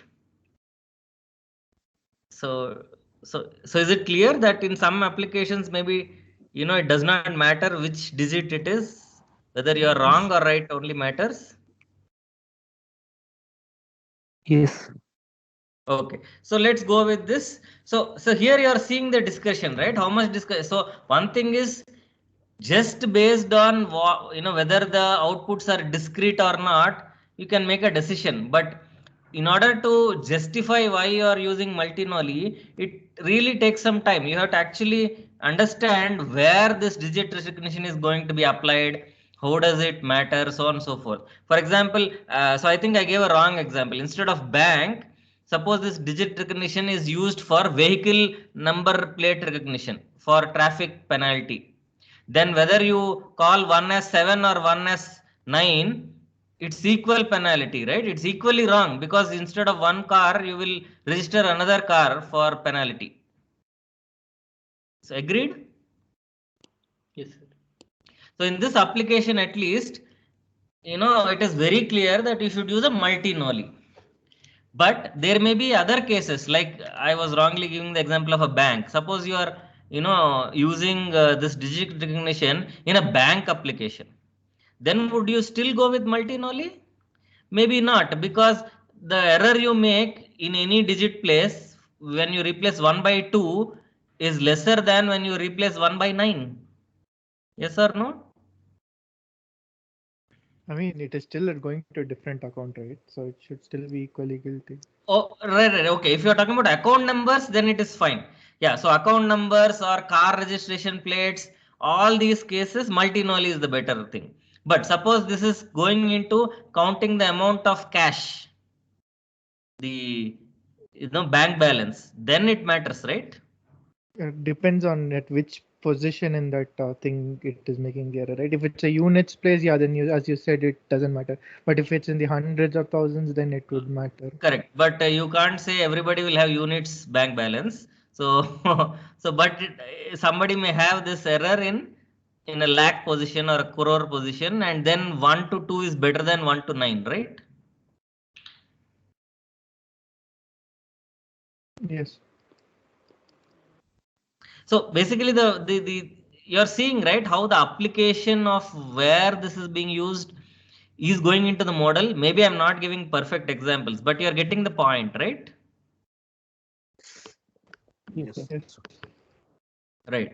So let's assume this digit recognition is going into number plate identification or account number identification. In those cases, at least, multi-nolly is the best model. Right. Okay. Now let's go to the example of number of emails. Then what do you think is the right model? Again, mind you, this is a discrete set. The set of outputs is discrete and visually it looks similar. The number of emails is between 0k to 9k. So again, it's like 0 to 9.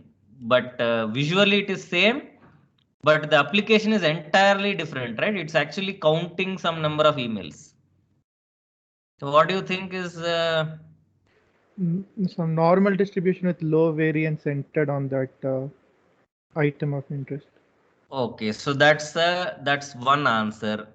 But the problem with this distribution is it takes on uncountable number of values, right? It's a basically continuous random variable. Gaussian is a continuous random variable. So the probability here is concentrated on only 10 numbers, 0 to 9.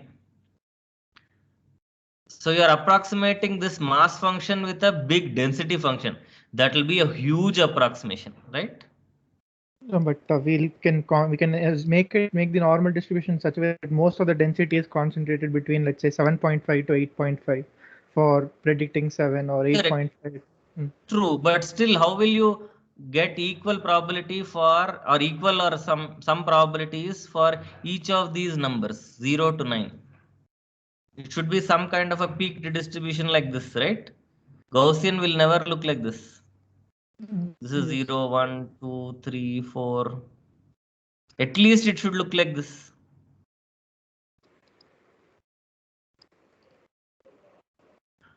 So this is okay. I mean, there's a problem. Can anybody suggest any other? You need not be limited to our discussion now. This is just for your understanding. So can you be more creative and think about other distributions?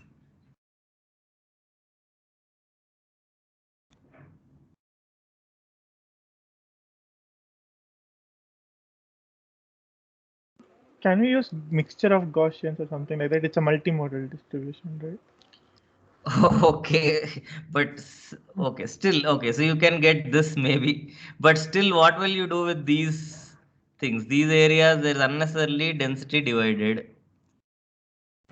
By the way, so everybody understanding why Mani is talking about some Gaussians and some mixture of Gaussians instead of multinolly? Because he knows that these are numbers 1 to 9 where order matters. So he wants to use some distribution where order matters, but he wants something discrete, and he is not able to think about a distribution where both these are satisfied. Am I right, Mani? Yes, I'm not able to think of discrete. But can somebody help Mani? Is there a discrete distribution where the outputs have a order relationship? Basically, they are like numbers. Anybody knows one distribution like that? Poisson distribution. Very good. That's all. So why not use Poisson? What is Poisson? Let me. So when do you use Poisson? To model arrival rate, event failure rate, these kind of things, right? So there is one parameter for Poisson, lambda, which basically means what? The average rate of failure or average, event occurrence rate, right? So here, what is the event? Email, coming of, the email into the email account, right? So there is also the notion of average email account, emails per day, right? For example, CVO in general per day gets some number of emails, but that average now depends on the event socio-economic factors, right? That we will come shortly to. But Poisson is a very good model for this case, right? Does everybody agree that Poisson is a better model than multinolly, at least in this case? Yes, sir. Yes, sir. So does anybody have a better alternative than Poisson? So just for your, so the Poisson takes, it's a discrete random variable which takes on values 0, 1, 2, 3 up to infinity, and the probability of k, the likelihood of k is simply e to the power of minus lambda to the power of k by k factorial, right? That's how the mass function looks like. Okay. So anybody, okay, let's assume that Poisson is a good model. Now for rainfall, any ideas what will be the ideal distribution?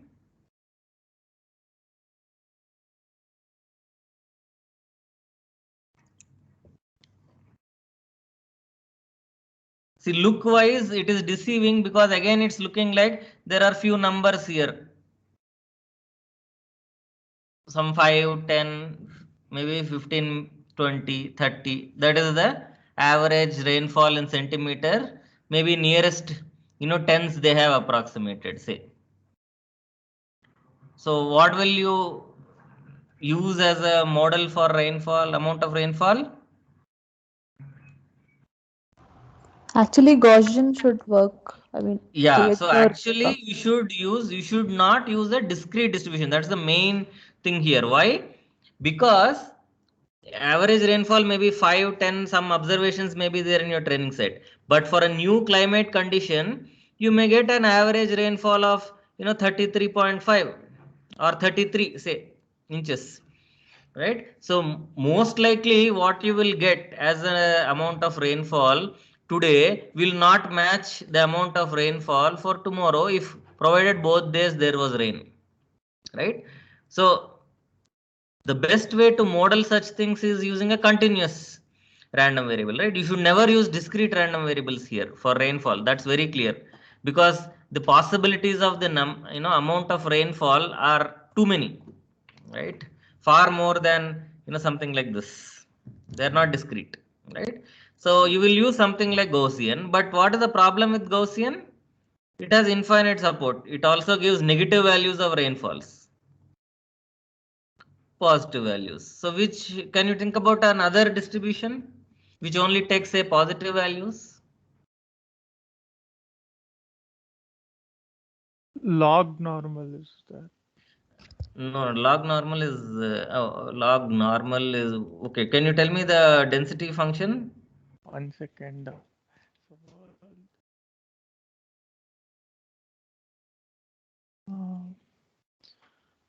Log normal density function is a.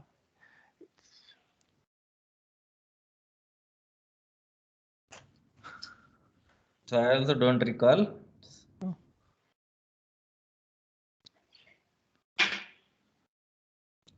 I don't think it is this, but let me check. Okay, it is something like this, is it? Oh, so it's also positive support. No, yeah, positive support. Okay, so log normal is one distribution, but exponential is another distribution, right?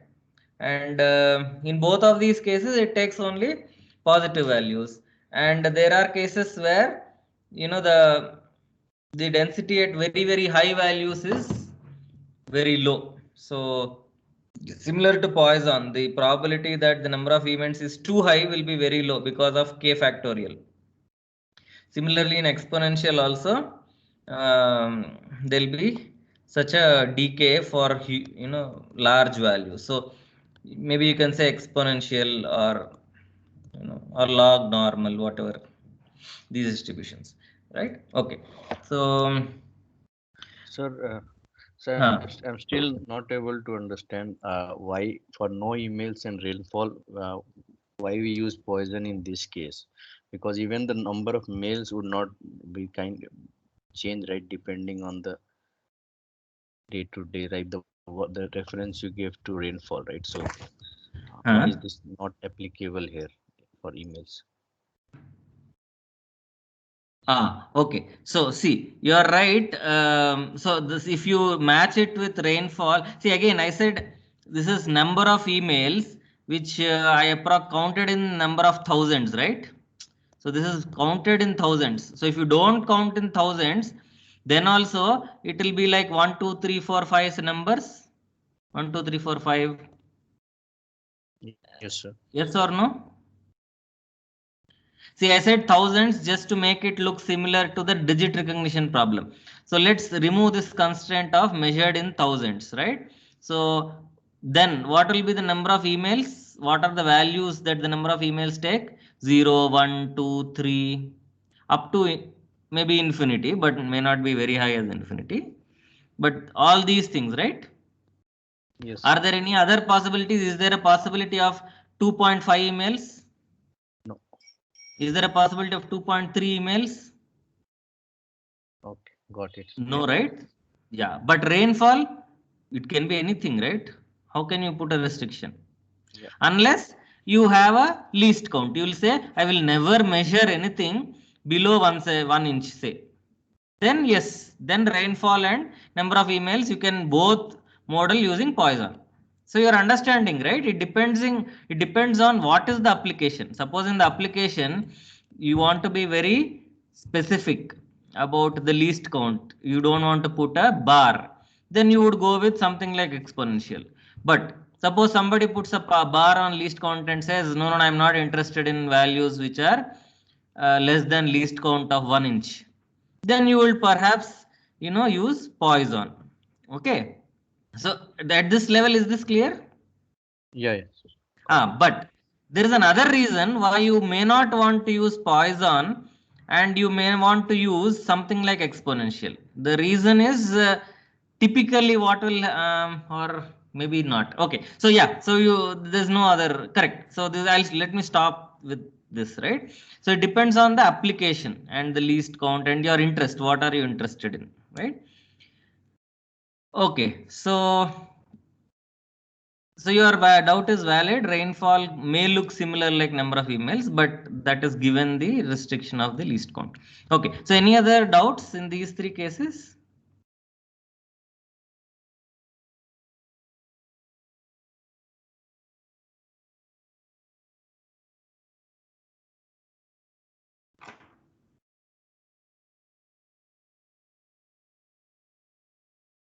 No, sir.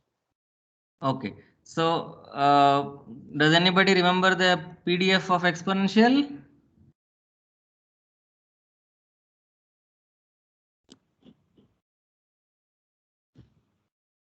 Refer to Google, is it? Lambda e power Lambda e minus lambda Lambda minus lambda x. minus lambda E y. power minus lambda y. That's all, for right? for y greater than 0. Yeah. For y greater than 0. Yeah. And lambda is a parameter, lambda is greater than 0. Okay. Okay. So now so this is the first step you will do. See, depending on the application, depending on the outputs, depending on where the final prediction function is used, and many factors, right? So we accounted for factors like least count. We accounted factors like where this digit recognition classifier will be used. So many factors which are beyond the scope of machine learning, right? I mean, as a machine learning student, we will not sit in the class and learn about various applications of machine learning like digit recognition, where all can it be used. This is not the theme of the course, right? But anyway, this example was given to show you that intricate details of the application may go into the model design. To make you understand that, I have given you these examples, right? Okay. So what is the first step in discriminative modeling? You will think about distributions of y alone for the time being. What is the suitable distribution of y for each of the applications? So we came up with multinomial, Poisson, and exponential, say in these three cases, right? Now what is the next step? The next step is you don't have one distribution to be modeled. It's not P of y we are modeling. It is y given x that we are modeling, right? So we have to actually think about a parameterization where the parameters are the function of x, as simple as that, right? So if a parameter is a function of x, what will happen? At every x, the form of the distribution remains same, and that's what we want, right? Irrespective of what are the socio-economic conditions, you want the distribution of number of emails to follow Poisson. Similarly, irrespective of what is the climate, you want the distribution of rainfall to follow exponential, so on and so forth, right? So for each x, my form of distribution rarely should change, and there's no reason why the form of the likelihood function should change, right? So typically what you do in discriminative modeling is that at every x you will you will assume the same form of the likelihood function. Then if you assume the same form, then how will two distributions differ? Only with the value of the parameters. So obviously the natural thing to do is you'll assume the parameters are a function of x. That's the next thing to do, right? So the next step is multinomial has a parameter called theta. You will make theta as a function of x. Similarly, Poisson has a parameter lambda. You will make lambda as a function of x. Now what's the meaning of lambda?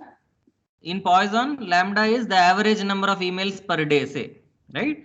Then lambda x will be what? It is the average number of emails this day, on x day, right? And that changes on the description of the day, on the socio-economic conditions on that day, right? That's a very intuitive, modeling, right? So everybody agrees that the average number of emails should depend on the socio-economic factors or something like that. Yes. At least for a CEO, in socio-economic factors, if not of the world, of the company he's running, right? Right, sir. Right. Okay. So that's why that's how parameters being a function of x makes sense in reality. That's what I'm trying to say. Similarly, theta x is a function of x is a natural thing, because what are you saying? The probability of some picture belonging to some label y being labeled as say 1 depends on the image. Yes, of course it depends on the image, right? That's very natural even here. Similarly, in case of this rainfall, what do? We will then say y given x is actually lambda x e to the power of minus lambda x y. right? So we are making lambda a function of x. So is this clear? The next step in discriminative modeling is you make your parameters as function of x. Is it clear? Yes, sir.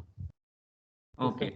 Now the next step is purely for technical reasons, right? So if your unknown is a function, see what is the unknown here?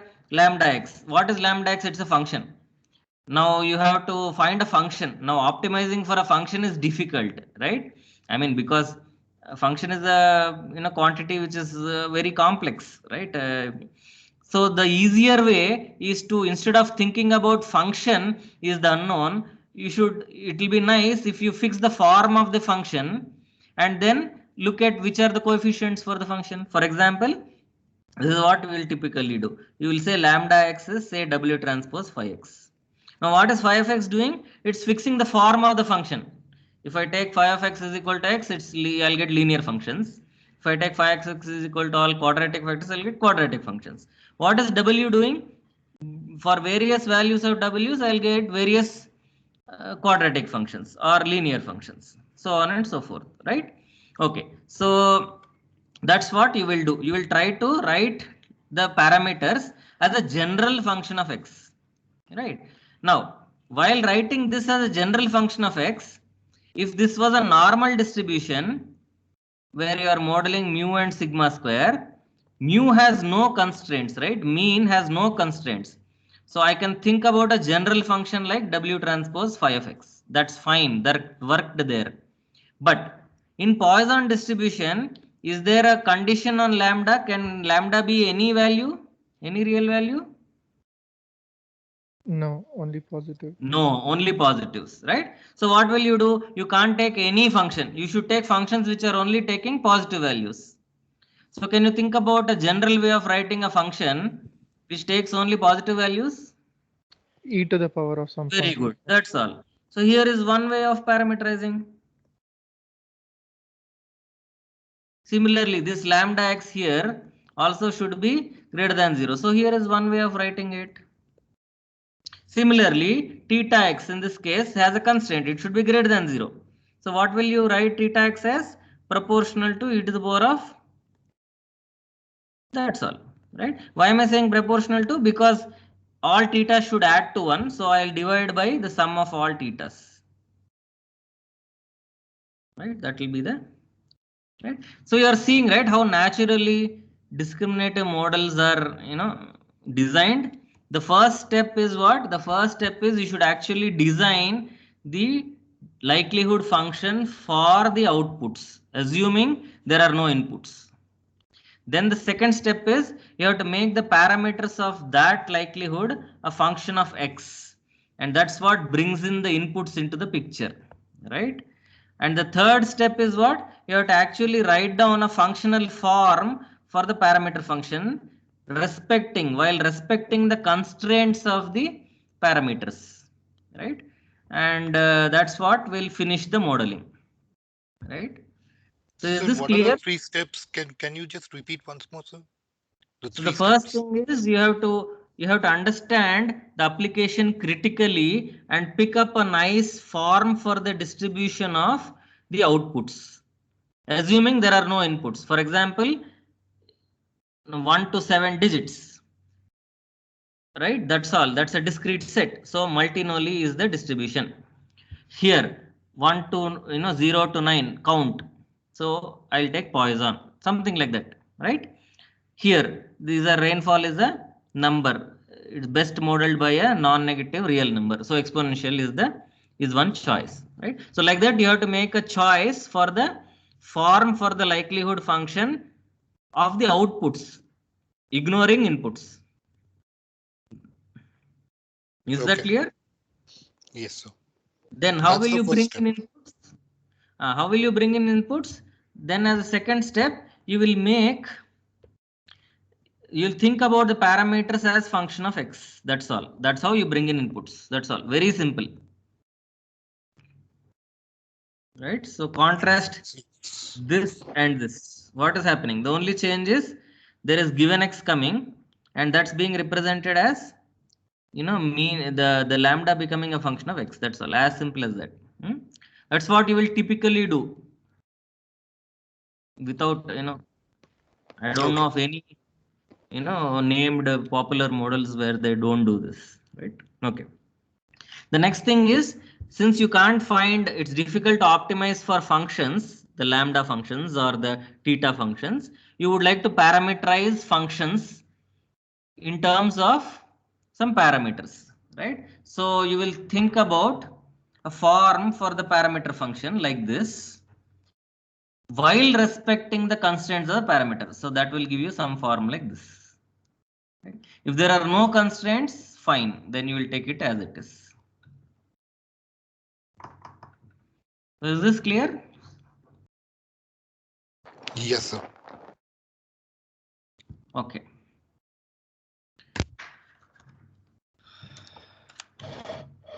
Okay. So now let's try to finish our example of classification. So let's best come back to classification. Right. So in classification, what is the discriminative modeling model we are choosing? We are choosing this, where this is the multi-Nolly distribution with theta 1 W to theta. In fact, theta 1 will be a function of W1 itself. Theta C is WC. Right? What is theta I? It's the probability of ith class. That's all. Right? And that's being modeled as a function of the parameter. So theta I, Wi or y, Wy is equal to e to the power of Wy transpose phi of x by sigma over I e to the power of. Because why? Because it's the general form of a function of x which takes number values greater than 0 and add up to 1, right? Or the other reason is, this is the same form of the function which appeared in the corresponding generative model. If I go back to the generative model, right? So this is the same form, remember. It was like the parameter was e to the power of a quadratic function of x, right? So here I am taking a general form of the function of x depending on phi. That's the only. So there are two ways to motivate the same model, same parameterization, right? Okay. Now let's try to apply the maximum likelihood estimate for this case, right?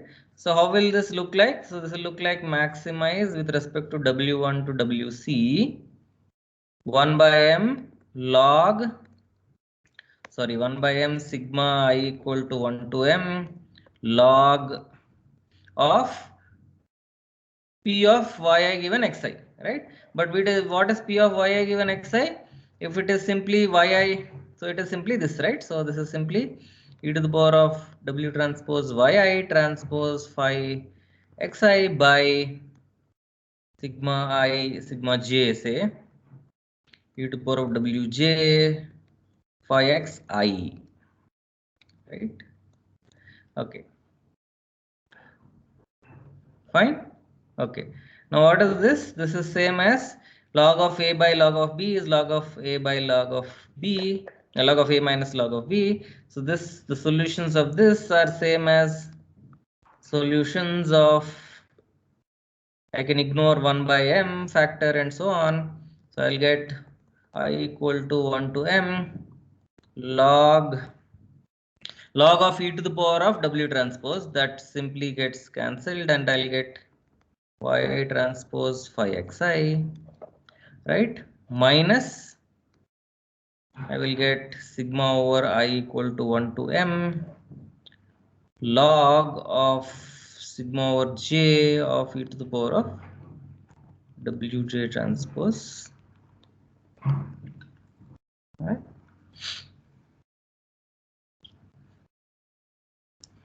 Okay, so one can solve this using some gradient descent like algorithm. Now the details of the gradient descent algorithm are presented in your book, Murphy's book. Okay, so I have actually already given in your notes which pages of Murphy book you have to refer. So you can go through those details, right? Okay. Now something interesting happens when I take the special case of binary classification. So let me write down that. So if you are talking about binary classification, then what is the distribution? The distribution is simply a Bernoulli. So it's a Bernoulli where probability of heads is given by e to the power of W1 transpose phi of x by e to the power of W1 transpose phi of x plus e to the power of W2 transpose phi of x. Right? Okay. So now there's something interesting we can do. Actually, we don't need two sets of parameters. Suppose I multiply and divide both these numerator and denominator by e to the power of W1 transpose phi x. What will I get? I'll simply get this, right? So I'll get, this is same as Bernoulli of 1 by 1 plus e to the power of W2 minus W1 transpose phi of x. So everybody gets this simplification?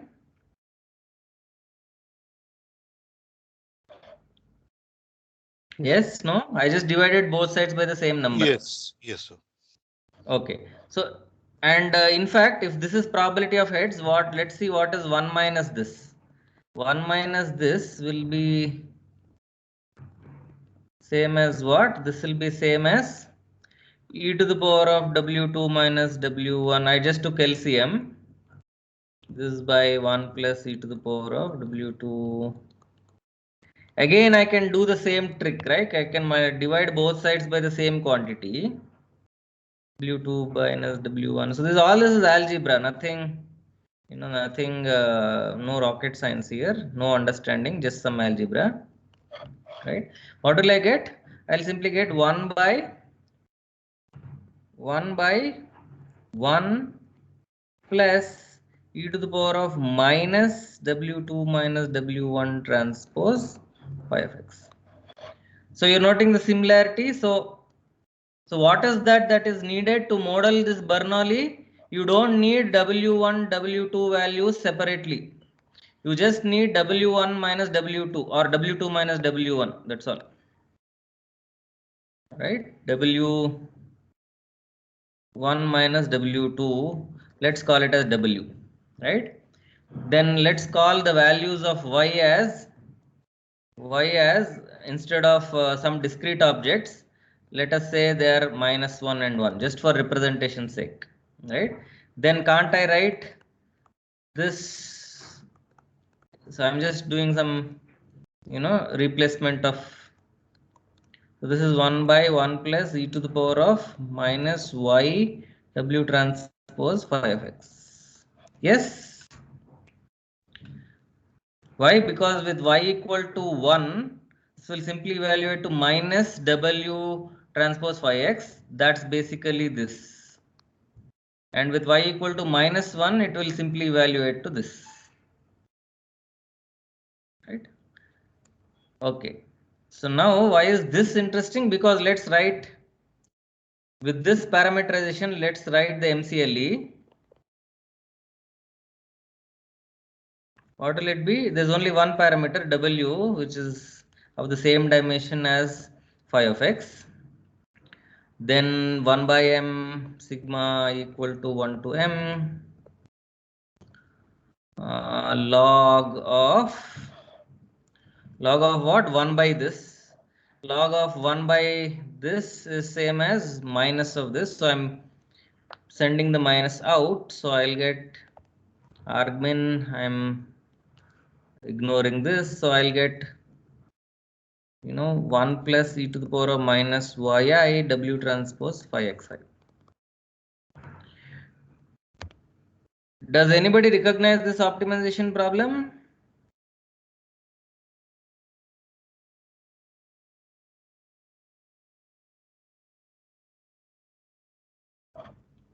Anybody?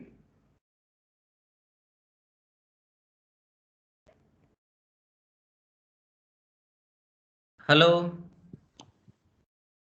Logistic regression. Very good. So this is the same as the ERM based, that's the non-probabilistic logistic loss based logistic regression model. This is the same problem you will solve, right? Okay. So logistic regression, right? So again, some books introduce this model, whichever we wrote here, as the logistic regression model. This is what they'll call as logistic regression. Some books will call logistic regression as whatever we introduced earlier, which is the ERM based model. This is simply also the purple one, which is simply the average logistic loss over the training set, right? Now both these models are equivalent because essentially they'll give the same values for the parameter and the same classifier. The only difference is the probabilistic version, the discriminative version, gives you values of probabilities. It will tell you some values of probabilities. The non-probabilistic one will not give you values of probabilities. But nevertheless, they'll give you the same classifier, exactly the same classifier with the same training set, because they solve the same problem, right? So in case of regression also we saw a connection, right? The linear regression, whether it is a probabilistic or the non-probabilistic one, the discriminative or the non-probabilistic one, the ERM based one, they give the same estimate. Similarly, in case of discriminative classification and the ERM, the logistic regression is the common answer, right? So these are some connections, interesting connections. This happened because we made these particular choices for the model as well as the parameterization function, right? If you change these modeling choices, of course, you'll get some different models, right? Okay. So today what did we do? We presented discriminative linear regression and discriminative logistic regression. So this is what we have presented, and the parameter estimation in both these models is based on an extension of maximum likelihood principle, which is called as maximum likelihood, conditional likelihood estimation principle. And these two serve as examples for illustrating the principle, right? And yeah, so let me stop here. So we are almost done with our discussion on discriminative models for the time being. So let me stop here and see if there are any questions.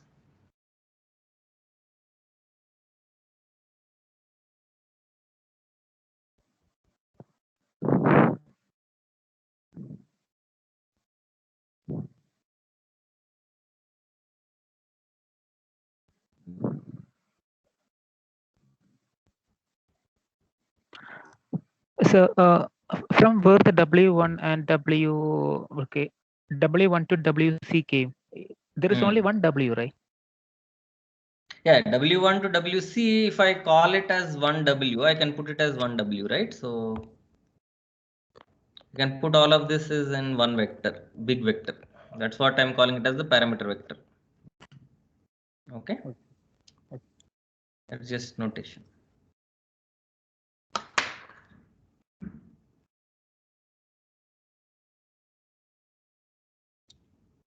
Any other doubts, please?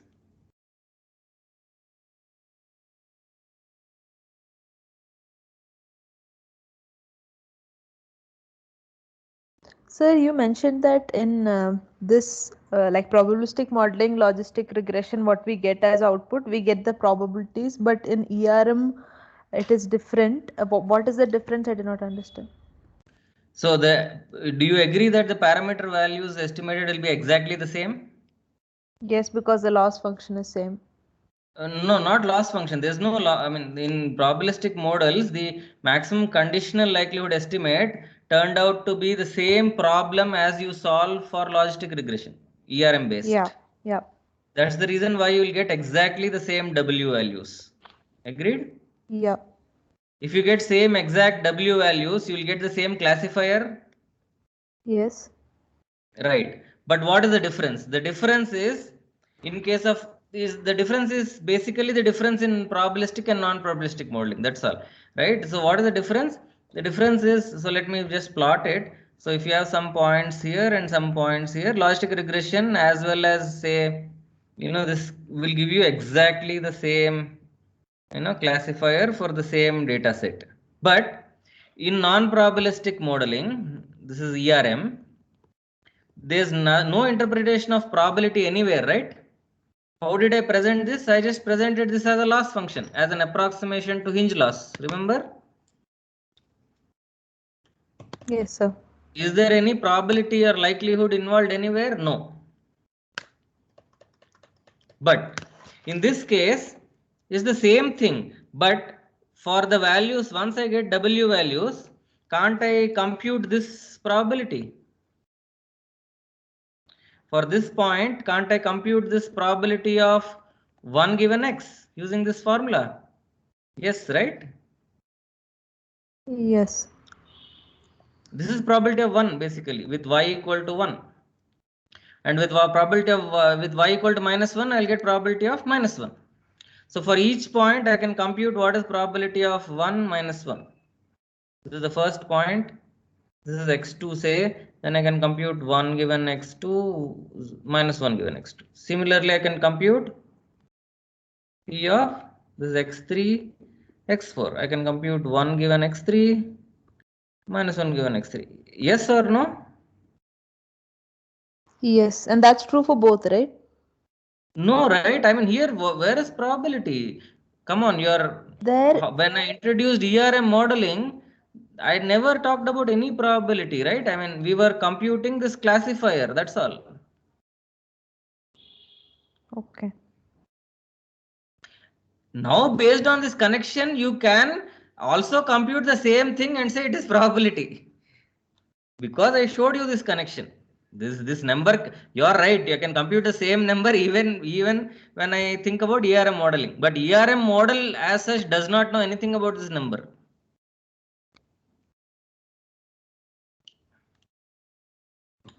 Yes or no?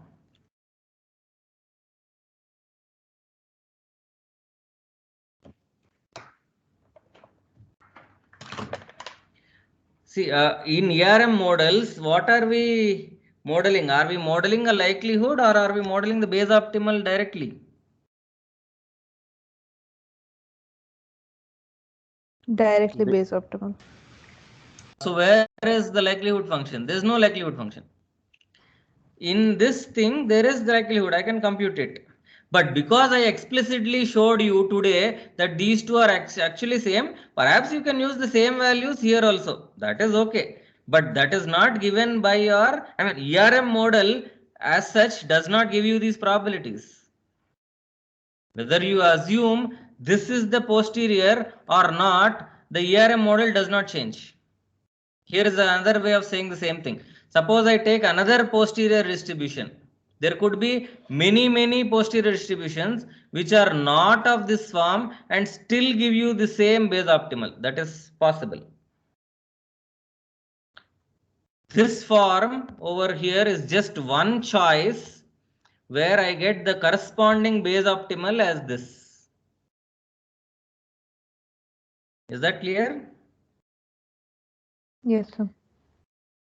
See, there could be many likelihood functions for which the mode is the same, right? Is that agreeable or not? Is that difficult to understand? See, what is the classifier, base classifier in classification? The mode function, right? Mode of the posterior. We are not looking at the likelihood, yes or no? Yes, sir.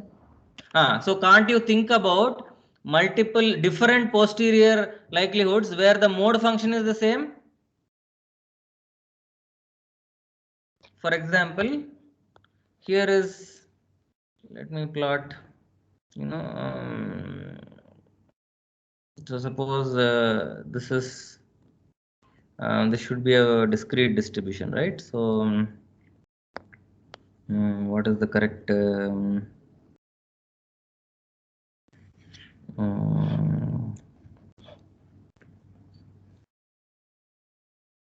so I'll just give you an example in continuous domain so that it will be easy to understand. Okay, though this is all discrete. Now suppose this is for x is equal to 1. This is, I'm just giving you some examples, x is equal to 2 and so on. What is the mode? Suppose the mode at x is equal to 1 is say -1. The mode is say 1. And some other, suppose this is 2.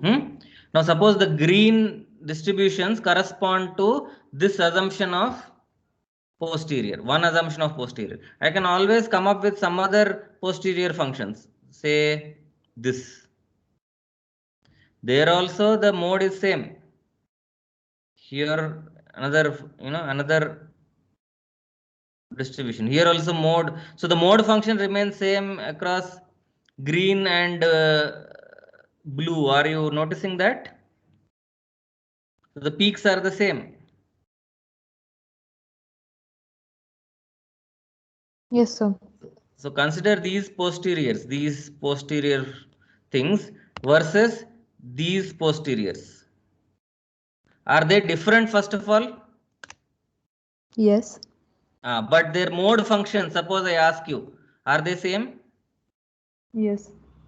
Then that's all. So out of many possible posterior models which have the same Gaussian, same base optimal as this classifier as given by logistic regression, non-probabilistic, this probabilistic explanation is just one of them.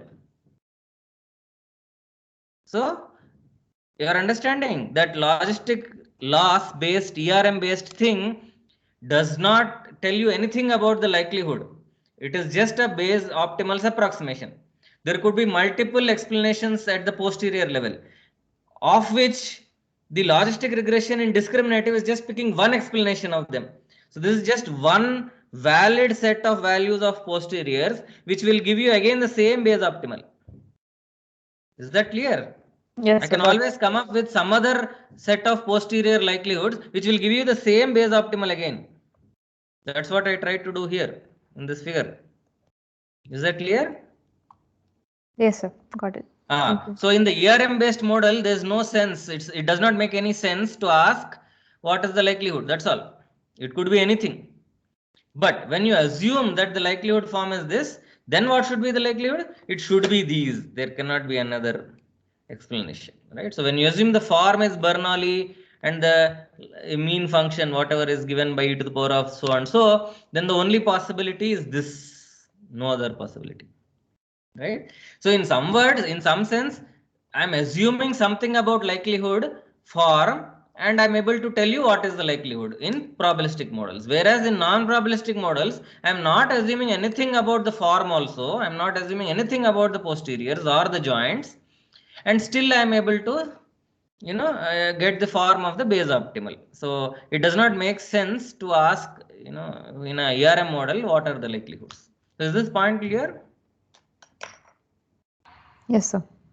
Yeah, so in this case I showed you a close match, right? But in a general case, if you take some model, discriminative model, and some ERM model, there may be no relationship. So you can't even talk about such. Then you will yourself say there is no relationship, right? Now that there is a close relationship, you are asking what is the difference. Okay. So any other questions on logistic regression?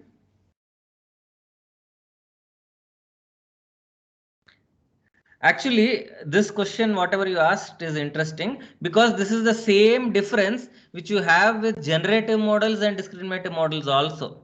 Of the many joints which have the same posterior, the generative model picks only one of them, whereas the discriminative is agnostic to the choice of the joint. The discriminative model is completely agnostic. It does not care what is the joint likelihood.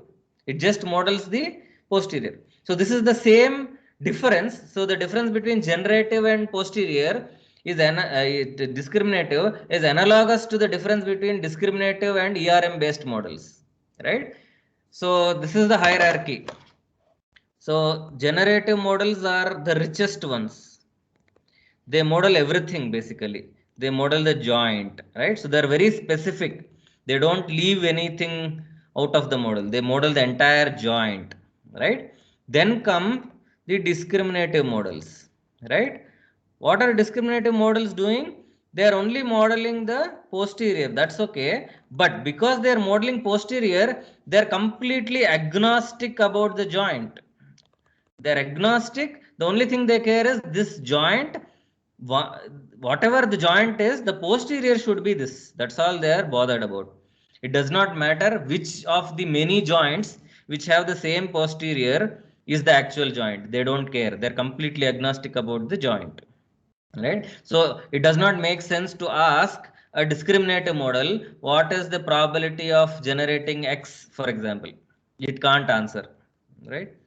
Whereas a generative model can. Right? The next level is ERM based models. They are the simplest, right? They are completely agnostic about the posterior also, because they only model the base optimal function, right? So they don't care about the posterior and the joint as long as the posterior, the base optimal corresponding to the posterior is this form, right? So apart from the form of the base optimal, they are agnostic to the form of the posterior. And similarly, discriminatives, apart from the form of the posterior, they are agnostic to the form of the joint, right? Okay, so this is the relationship between these three models. So any other question, please?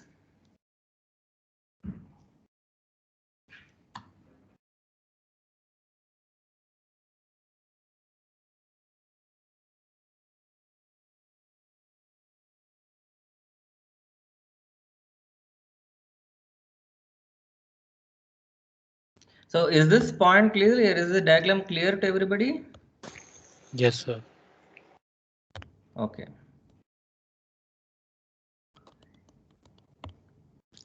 So in some sense, suppose if you ask me the question in the other way, is generative better or discriminative better? Then, because generative is giving some joint distribution values, but the point is that they are making an assumption on the form of the joint, and as a consequence, they are able to give you joint likelihood. It's not that they are giving the joint likelihood for free, and it cannot be done for free anyway. So they are making an assumption and giving you a information which is extra. Similarly, discriminative models are doing an assumption on the posterior form and hence estimating what is the posterior, right? Over and above ERM models. Whereas ERM models, they are not assuming anything other than the form of the base optimal. So they cannot say anything about the form of the posterior or the joint. And in particular, what is the posterior and what is the joint. Right? Okay. So any other questions, please?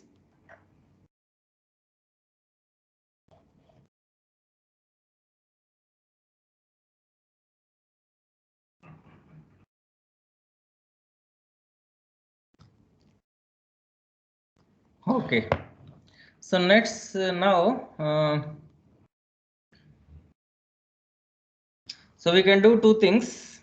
We can take a short break and cover something for half an hour, or we can call it a day. I'm fine with either options. So obviously we'll call it a day, right? What is the something, sir? So I'll basically cover a small generalization of whatever models we have learned. So we have learned three kind of models, right? ERM, discriminative and generative. But in all of these things, we have essentially played around with Gaussian, or Bernoulli and linear functions. That's all, right? So I'll just generalize these notions. If you in general have an application where it is difficult to guess whether it is Poisson or exponential, how would you go about designing likelihood functions and how would you go about designing base optimal functions? So this is what I'll discuss, and most of the technical discussion we have already done, so it will be more of terminology. So a lot of definitions and these things I'll introduce. So this, at the end of the discussion, you will be having access to a lot of models basically in each of these three categories. So that's what I'll do if time permits. Otherwise, we can call it a day. I think, sir, we need a fresh mind too for that. Sure. Okay. Good. So let's stop here. But the duration for lectures is going down as weeks go on, right? So today it was only 2 hours, 2.5 hours. We need to actually go back and beyond 3.5 revise. hours also. Okay. Don't shout. Okay. Okay, I understand. You are saying basically I am covering 3 hours material in 2.5 hours, right? Okay, so this is fine with me as long as none of you go and complain to the Dean Academic saying this guy is teaching for lesser hours than required for the credit requirement. You No, won't sir. complain like that, right? Never. Obviously not, sir. Okay, so let's call it a day. So please see, go through all the lectures before the next lecture. Try to do the practice problems and attempt the exam 1. So how many of you attempted exam 1?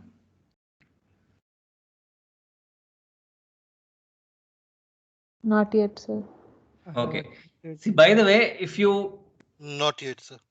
fine. So even if you don't score well, the idea is you have to learn these problems, right? So the more the number of problems you practice, the better you become, right? It's as simple as that.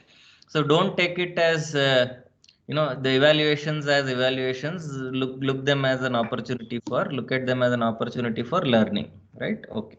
And shortly, because we are almost finished with the basic part of this course, I'll float a simulation assignment, right? Where you will be asked to build, the ERM discriminative generative models for a particular data set, a regression data set and a classification data set, right? So this is just like a practice. So whatever you have learned in theory, just to see how they perform in real world data sets or benchmark data sets, and how do you actually go about mm,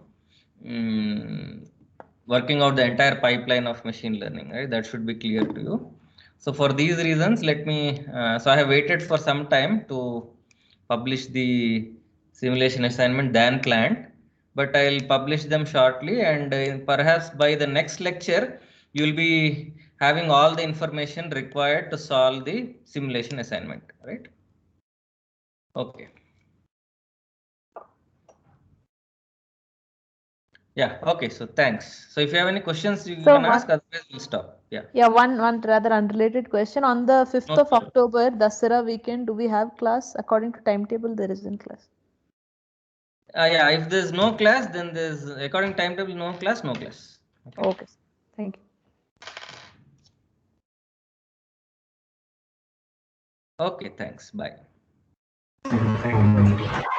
Thank you, sir. Thanks. Thank you, sir. Thanks. चलो आप check करो